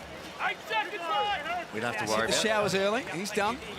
And, you know, at the end of it, depending on the outcome... Delhi for 3. Melbourne back in front by 1. It's 2. 73-72. Adnam to respond. Is this game turning, Copes? It is turning. And I think it's best for Melbourne United, because whenever you have a lead like that and you let yourself down, momentum's certainly going with Melbourne United right now. They just got to be smart, play smart basketball, continue to play defense. You do start thinking about it, and maybe showing the video of last year's capitulation where they led it by 7 in Game 3, because, as you mentioned, Jack, this is a bit of, so far, a little bit of history repeating itself. Chi and Luala Chul. What a fascinating matchup that's been this afternoon. And that's 4 on Big Joe. And, you know, you got to respect a little bit of Matthew Dellavedova and what he's doing. He was 0-5 last Sunday from the three-point line. And if you combine that with the work in the Olympic Games, the NBA matches over the past year, he was 7 of 43 from the three-point line. And tonight, or this afternoon, he's come out and he still doesn't look to have lost any confidence. He's a professional, though, Drew. Dean Vickerman trying to sell. Yeah. Now you wonder whether Dean Vickerman might take a look at this.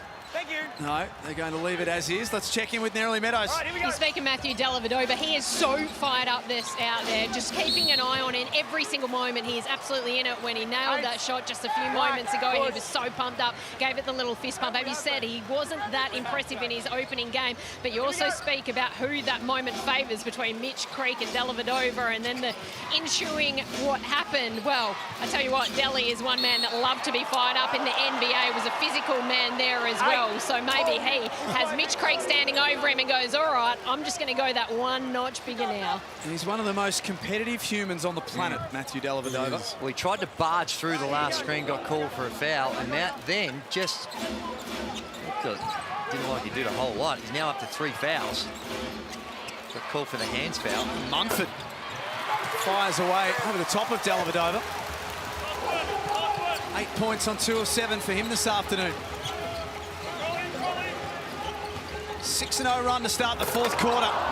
Illy threw it up for Hook Porty. It was a little messy.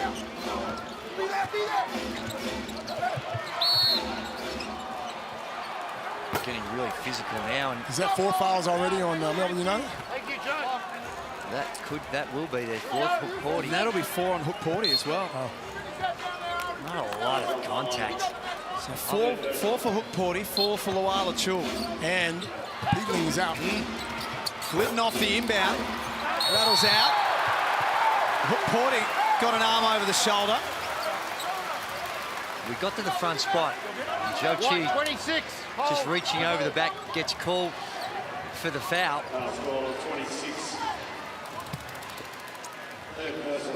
It's been impressive by Melbourne United to look lost early on in that first half. They were out of sorts, couldn't throw it to the ocean, turning it over. And they've been able to regroup and find it, and they've found it on the defensive end, and they've turned good defense into offense.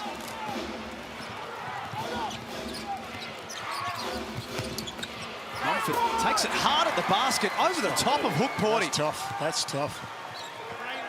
Yeah, and although you've got an elite defender, Matthew Dellavedova, he's going over the top of that screen, which he has to. You need to offer some sort of help. Joey, how long would you leave Creek on the bench? Not much longer. I know they only trail it by 1. Oh, there's an offensive foul. Shea Illy. 5, terrible call. Just...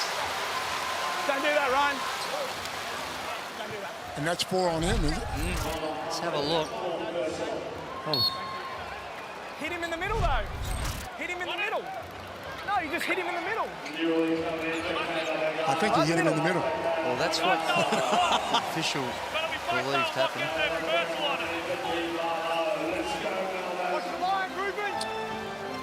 A few players walking the tightrope at the back end of this game. Munford has 4, Liafa has 4, Creek has 4 for Southeast Melbourne.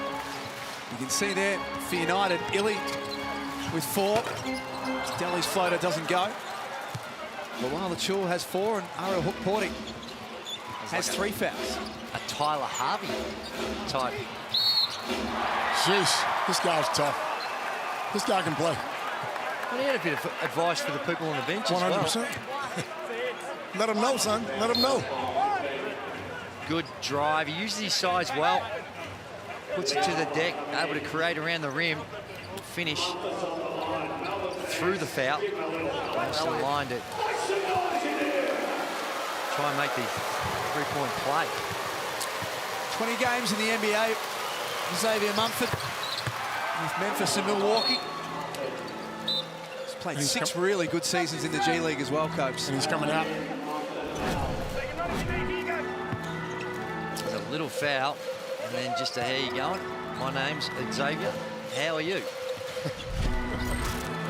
What do you think the response was from the Melbourne bench? There might have been. George, you ever talk trash when you were playing? I let you handle that. I was going to say, Copes, I'm not even going to bother asking you. No. It's all about having fun, brother. 2-point lead to the Phoenix in Throwdown 13. If you have just joined us, they led by 18 in the second quarter. As Julie said, all looked lost for Melbourne United. They never gave up on it. Shot clock at 2 for Brokoff. Just throw it up with the left hand. He stays down. Melbourne have got the numerical advantage in transition. Come on. Bradley, you got to shoot that, Brad. Well, the idea was right, and gee, they're showing a lot of faith in David Aquera. Development player. Playing some crucial minutes here for Melbourne United. Straight away, you see Dean Vickerman. Looks like he's got Dave Barlow's number. Beautiful wraparound dime from Liafa. Feeds Joe Cheap. The big fella does the rest. He's got 17 and 6 for the afternoon. Fantastic. 79-75, the Phoenix lead it. 5 minutes remaining in Throwdown 13.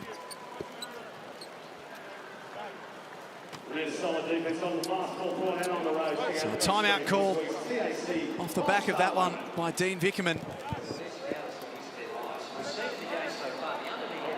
Is this Xavier Munford's time, Copes? I think so. I mean, you certainly wouldn't leave him on the bench any longer than 4 minutes left. Him or Creaky. I get both of those guys in as soon as possible. Creaky's the one. He's been their go-to guy. And playing out of him, it's not just his ability to score, it's the attention that he creates. You know you've got to offer some help. Defense collapses. You've got those kick-outs for the penetration or the shot. So he's a crucial part of it, and I don't expect he's going to be on the bench for too much longer.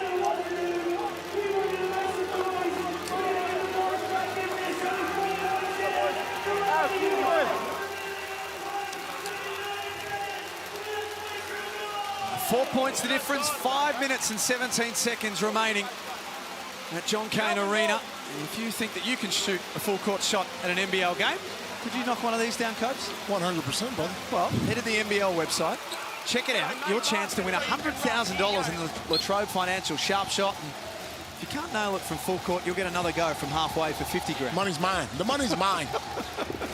I'm taking something home. Ball or something. All the details are on the NBL website win page. Lawala Chul, nice drive. Cheat followed him in and blocked him. That was nice. He teetering on a foul, but was able to just to use his length, prevent that too.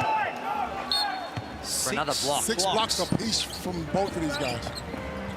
Two of the best rim protectors in the NBL. Illy, no good from the elbow. It's been one of those rounds here in the Hungry Jacks NBL. Every single game in round 2 has been decided by single figures. It looks like we're headed there again in this one. Liafa again feeding Chi. So nice. The point guard play on both teams has been fantastic. Comes to dropping that ball off. There's forcing another turnover, and there's a good block, and down the other end, really good hands. Finishes up to 19 points now. He's got the 6 boards. 6 blocks. 6 blocks. Leading scorer in the game. And Phoenix will get another opportunity here. They force the turnover. Off the inbound, Adnam from the elbow, knocks it down. 11 straight points for Southeast Melbourne. Wow. With their 2 superstars on the bench. They're making a big run when it matters most. Oh, this is going up. Give me that. It's just a silly, poor shot. That was one of the easiest blocks you'll have all season. That's 7.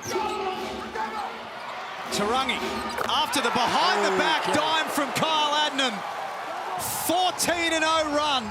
The Phoenix are flying towards victory. It is, and as Coach mentioned, with their 2 studs on the sideline, Shea Illy with a quick answer. And it's really going to come down now to Melbourne's defense. They need stops. They needed that bucket from Shea Illy. Stops and quick points. Rockoff crashes the offensive glass. Loose ball falls to Melbourne, and they push the issue. Illy scored the last 5 for United. Smart timeout by Simon. Creaky. Straight away, he calls for Mitch Creek to come back in. And we'll try and tune into Simon Mitchell when he's ready, but nice response here by Shea Illy in particular, providing some offense. Lead now down to 6.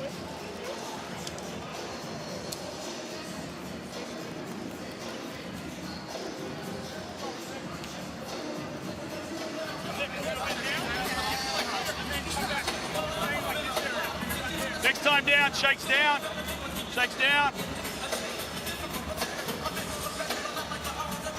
Creaky, ghost it, hold nice and high.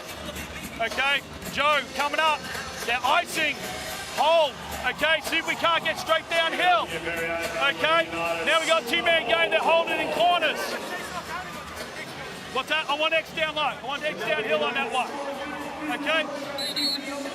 Now, as he goes downhill, I still want that. I still want that down screen. Bringing Rowdy off. Okay, here we go.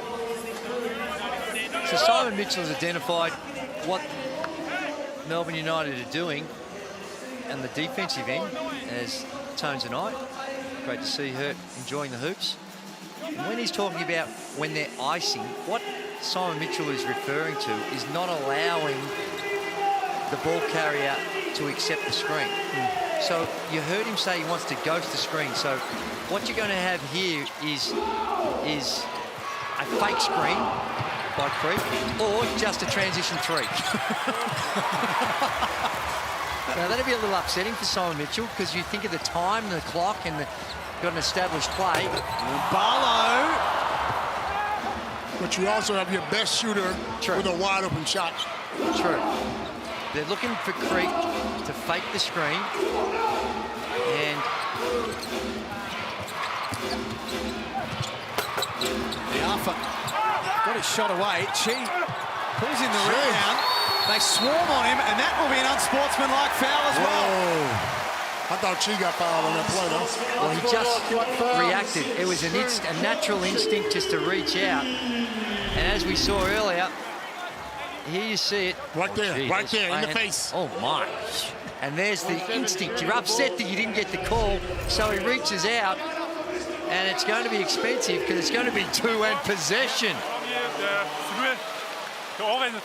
For which play? Down here, up there? I actually had block shot when you were rising. No, I mean the boss me. Oh, yeah. For grabbing his hand whilst he's running off in transition. Yeah, that's what it was for. No, it's... That's what the foul is a breakaway foul. No, I mean the offensive foul. So it's... You told me I do the ball screen? Oh, the offensive foul. Yeah. Yes, I had you wide. Okay. I had you wide. Thank you. She asking about another foul that he was called for a short time ago. He's another to join the 4-foul club. So they go 1 of 2 United and get possession back. Barlow feet set. Look out! One of the best knockdown three-point shooters in the NBL. They won't go away. This has been a great show of resilience by Melbourne United these last 2 or 3 minutes. 2 points the difference. Lawala Chul he's out. Fouls Mumford, and that will be his afternoon done. They might have a look at this. Dean's only got one. How many more timeouts? Well, each team has one coach's challenge. What do you do, Jordan? Hasn't used his yet. Well, it can be expensive because you've also got to be concerned about your timeouts. If you're wrong in a close game, that timeout can be just as important. And he's decided to challenge. We're going to have a look at it. Thought he got his body early, but the ball was clean. If successful, Dean Vickerman will retain his challenge. If unsuccessful, Melbourne are out of challenges. Odds are, with what we've seen, unless it's a blatant howler, the review are not prepared to go against the officials on the floor. So here are some of the angles that our replay centre are looking at. Now it's the body, and it's the body. There's, based on what we've seen so far, there's no way they're overruling that. It's the push. Yeah. It's the push. So, Coach, they're going to have to look for clear and decisive evidence as to why you should overturn that. And there is none. It's not clear, and we've seen already with some ones we thought where there was very clear evidence not be turned over. Yep.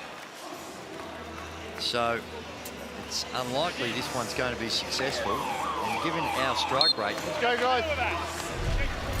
And now, this hasn't been a long review either, so that's probably not going to augur well for Melbourne. Coach's challenge is unsuccessful. There we go. Exactly what we thought. Foul is on blue 0. 2-shot stand to white 5. Lawala Chul fouls out in throwdown 13. Who do you play? Who's?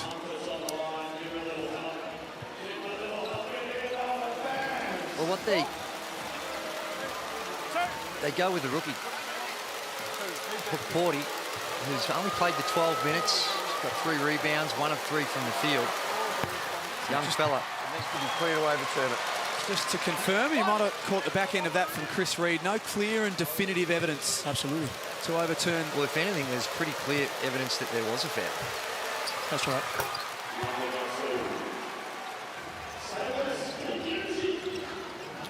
Phoenix up 4. As we head to the last 2 minutes of this one. Adelaide and New Zealand will be ready to go as soon as we finish at John Cain Arena. Agata out for Illy. Gave up the 3. Threw it away. And then gave it away. Now, there's no stat to this, but Joe Chi can be held very much responsible. Good penetration into the paint, and just his mere presence in there, decide, no, I won't go up against it, kick it out, force the extra pass, and give a lot of that turnover to Joe Chi. Well, I'm Phoenix right now. I'm going 4 out, 1 in, throwing it inside to the big fella. You got a rookie down against him. And they do. Good call, coach. Good hands hook, Porty. Hey, I'm going to check it. Oh, you don't need a challenge, I'm going to check it. Well, they don't have any challenges left anyway, so they can't. Well, in the last 2 minutes, they can check the out of bounds, so it'll go to the review. We head to the replay centre. You called it, coach. It was a good play. Let's see what the rookie's got. And it does appear that Hook Porty coming over deflected that one and pushed it out.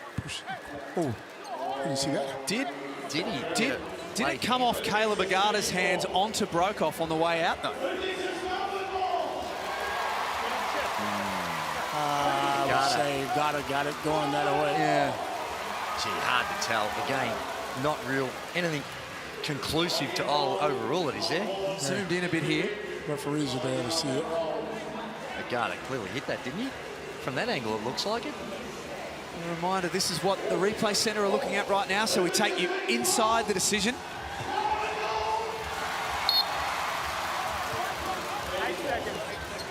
Hey, don't come over. Delay game, okay?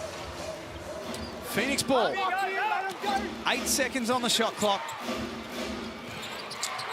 Broke off to inbound for Creek, who saw a path to the basket. Porty blocked the shot. Joe Chi there. How good has he been all day?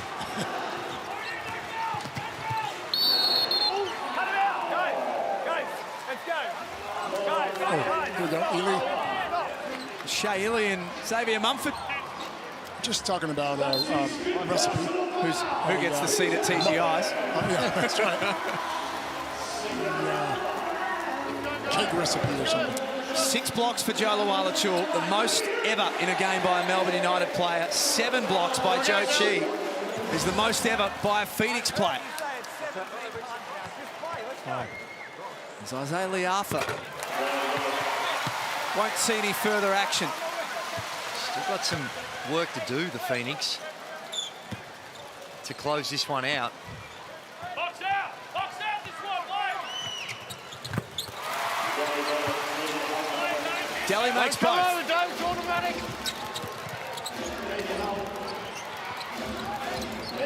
The Phoenix looking for the second time in their history to start an NBL season with 3 straight wins. Melbourne could start 0-2, which is something we don't often say. There's the value of Matthew Dellavedova, able to force Creek into a pretty tough shot off that box. Porty did his best to turn it over there. Agata pulling up. That's flat. Chi kept Hook Porty off the glass, and Shea Ely has picked up a foul, and that will be him done for the afternoon. It is. They had to stop the clock. Fouls, blue 15. Oh. When you look at Joe Chi, not a good free throw shooter in this one. He's 1 of 5. Thank you. So he was the right person to foul. You're going to lose a bit of defense. He'll knock one of these down. They're running out of troops, Melbourne. Mason Peatling disqualified. Joe Luala-Chul and now Shea Ely. No, that was on 15. Oh, they called Ariel Hook Porty. My apologies. So now, again, 4 out, 1 in. Get the ball into Joe Chi. He's got the free throw, so this is going to be the test for him.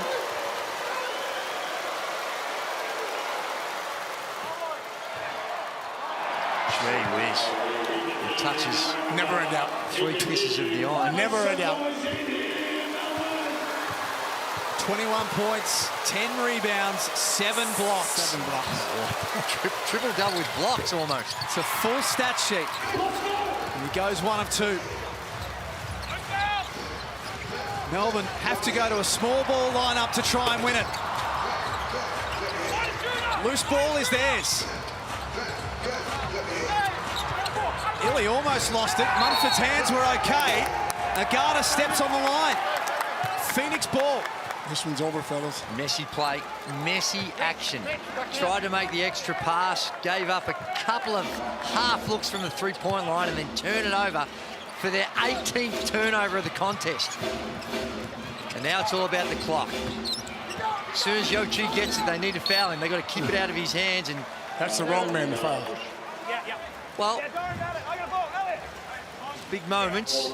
See what Ryan Brockhoff can knock him down. A lot easier to shoot it when you're 5 points up. Thank you. I think we've seen some of the greatness of Matthew Dellavedova here today as well. 19 points, 10 boards,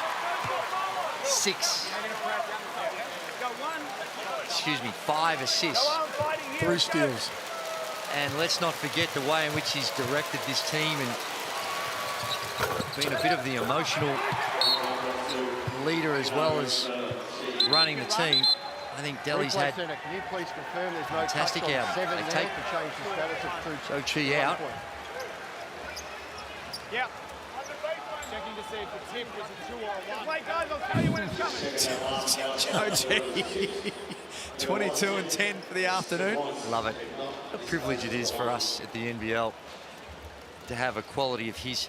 He's a guy that's on Okay, 1-1. All right, here we go. $1 million a season, prepared to sacrifice the money for his own development. That is, one, says he's made a lot of money, and two, tremendous commitment. Delavadova from outside. Time now very much the enemy for Melbourne.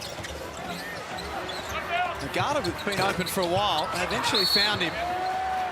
And now Shea Ely will foul out. And that's in the book. Good resilience by the Phoenix as well. They were challenged. Had a 19-point lead. 18. 18. The biggest lead, yeah. Been known to exaggerate from time to time. Had an 18-point lead and surrendered it. And let's not forget that in the back of their minds, what took place in Game 3 last year, or last season, I should say, but steady. Didn't show that emotional outburst in their form, I'm talking. Stick to their processes. Weathered a huge storm. And are going to come away with an impressive win. And Phoenix and Illawarra, the first couple of rounds, they're the two teams that I think have stood out. You think so? Absolutely. When you look at their overall talent, depth of talent, and where they're at. Good thing about this game is the rivalry is well and truly alive. Nothing like a bit of argy-bargy just to get it a little bit more meaningful. Last action of the game from Nagata off target. They've had 180 days to think about Game 3 in the semi-final series. They've thought about it every hour of every day since. And today they get some of their revenge. The Phoenix win at 94-86. Yeah, impressive by the Phoenix, and they're renowned for their offense, and again, their offense was really good. 48% from the field, 47% from the three-point line. Not so great from the free throw line. Free throws only at 58%, but they took reasonable care. Only 14 turnovers, forced Melbourne United into 18, and although losing the rebounding contest, they showed composure in a crisis. There's our Foot Locker player of the game, Joe Chi, 22 points, 10 rebounds to go with 7 swats. That is amazing. 7 blocks. He made sure when you brought that trash in there, he was sending it out. It doesn't just talk about, and those 7 blocks are the actual ones that he blocked. On top of that, you go to the others that where he's changing shots. Absolutely. He's changing decisions that players will make when they go into the paint. So he is an incredible talent and is fitted in beautifully to this Phoenix roster. They are a team on a mission this NBL22 season, the Southeast Melbourne Phoenix. And today they passed their first big test. Winners in Throwdown 13. We're back to wrap it up after this.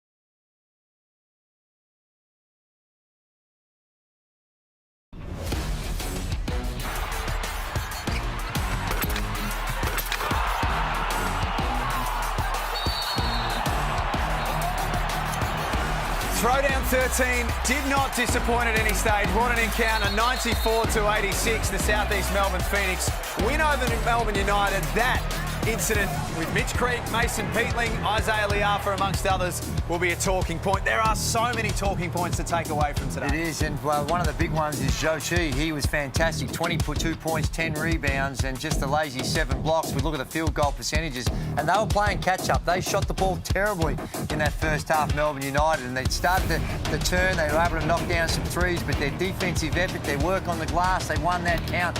And turnovers is not on the screen, but 18 turnovers for Melbourne United is too many. And South East Melbourne Phoenix, they've shown they can put points on the board. Even the last couple of seasons, they've been putting points on the board. They can do that, but where you see the difference between previously and what they do now, Zhou Qi and on the defensive end. How big of a test did they pass today, Copes? How big is this for the Phoenix? This is big because of what happened last season. They squandered a 17-point lead in the semifinals, thinking we're better than this team. They come out and take a lead the first half, and Melbourne United make a run.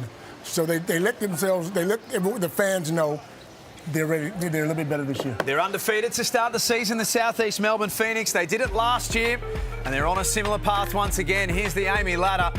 Perth also undefeated. Illawarra also undefeated. Up next, we turn our attention to Adelaide and New Zealand. I know it's early in the season, but this is a pretty important game for both teams. It is for both teams. New Zealand undermanned. They don't have their imports and no Abercrombie, so they've got some heavy lifting to do, but they showed against a very good Melbourne Phoenix team that they can still compete despite some of their missing talent. And the 36ers, they got their first win on Thursday night, Copes, in Tasmania. They did, and they're always going to get that win. CJ is a great coach. He's a coach on the floor, like they say. They got talent. Their imports playing well. Todd Withers is a fantastic player. I feel like they will get the win at home. These two teams went to war, and it was the Phoenix who won the war, 94-86. We can't wait for the next chapter in that rivalry. Up next, the Adelaide Entertainment Centre plays host to the 36ers and the Breakers here on Sunday Hoops. Name something I ain't done. Name a body that's my type. Air Jordan, I'll take flight. I'm next level like a franchise. I'm top tier. I'm that guy. I'm the man of the year. I'm a man with no fear. I think like I'm a shark. The way I move so sharp. I go hard for the team. That's how I play my part. I'm solid like the This program is brought to you by Hungry Jack's and Bunnings Trade.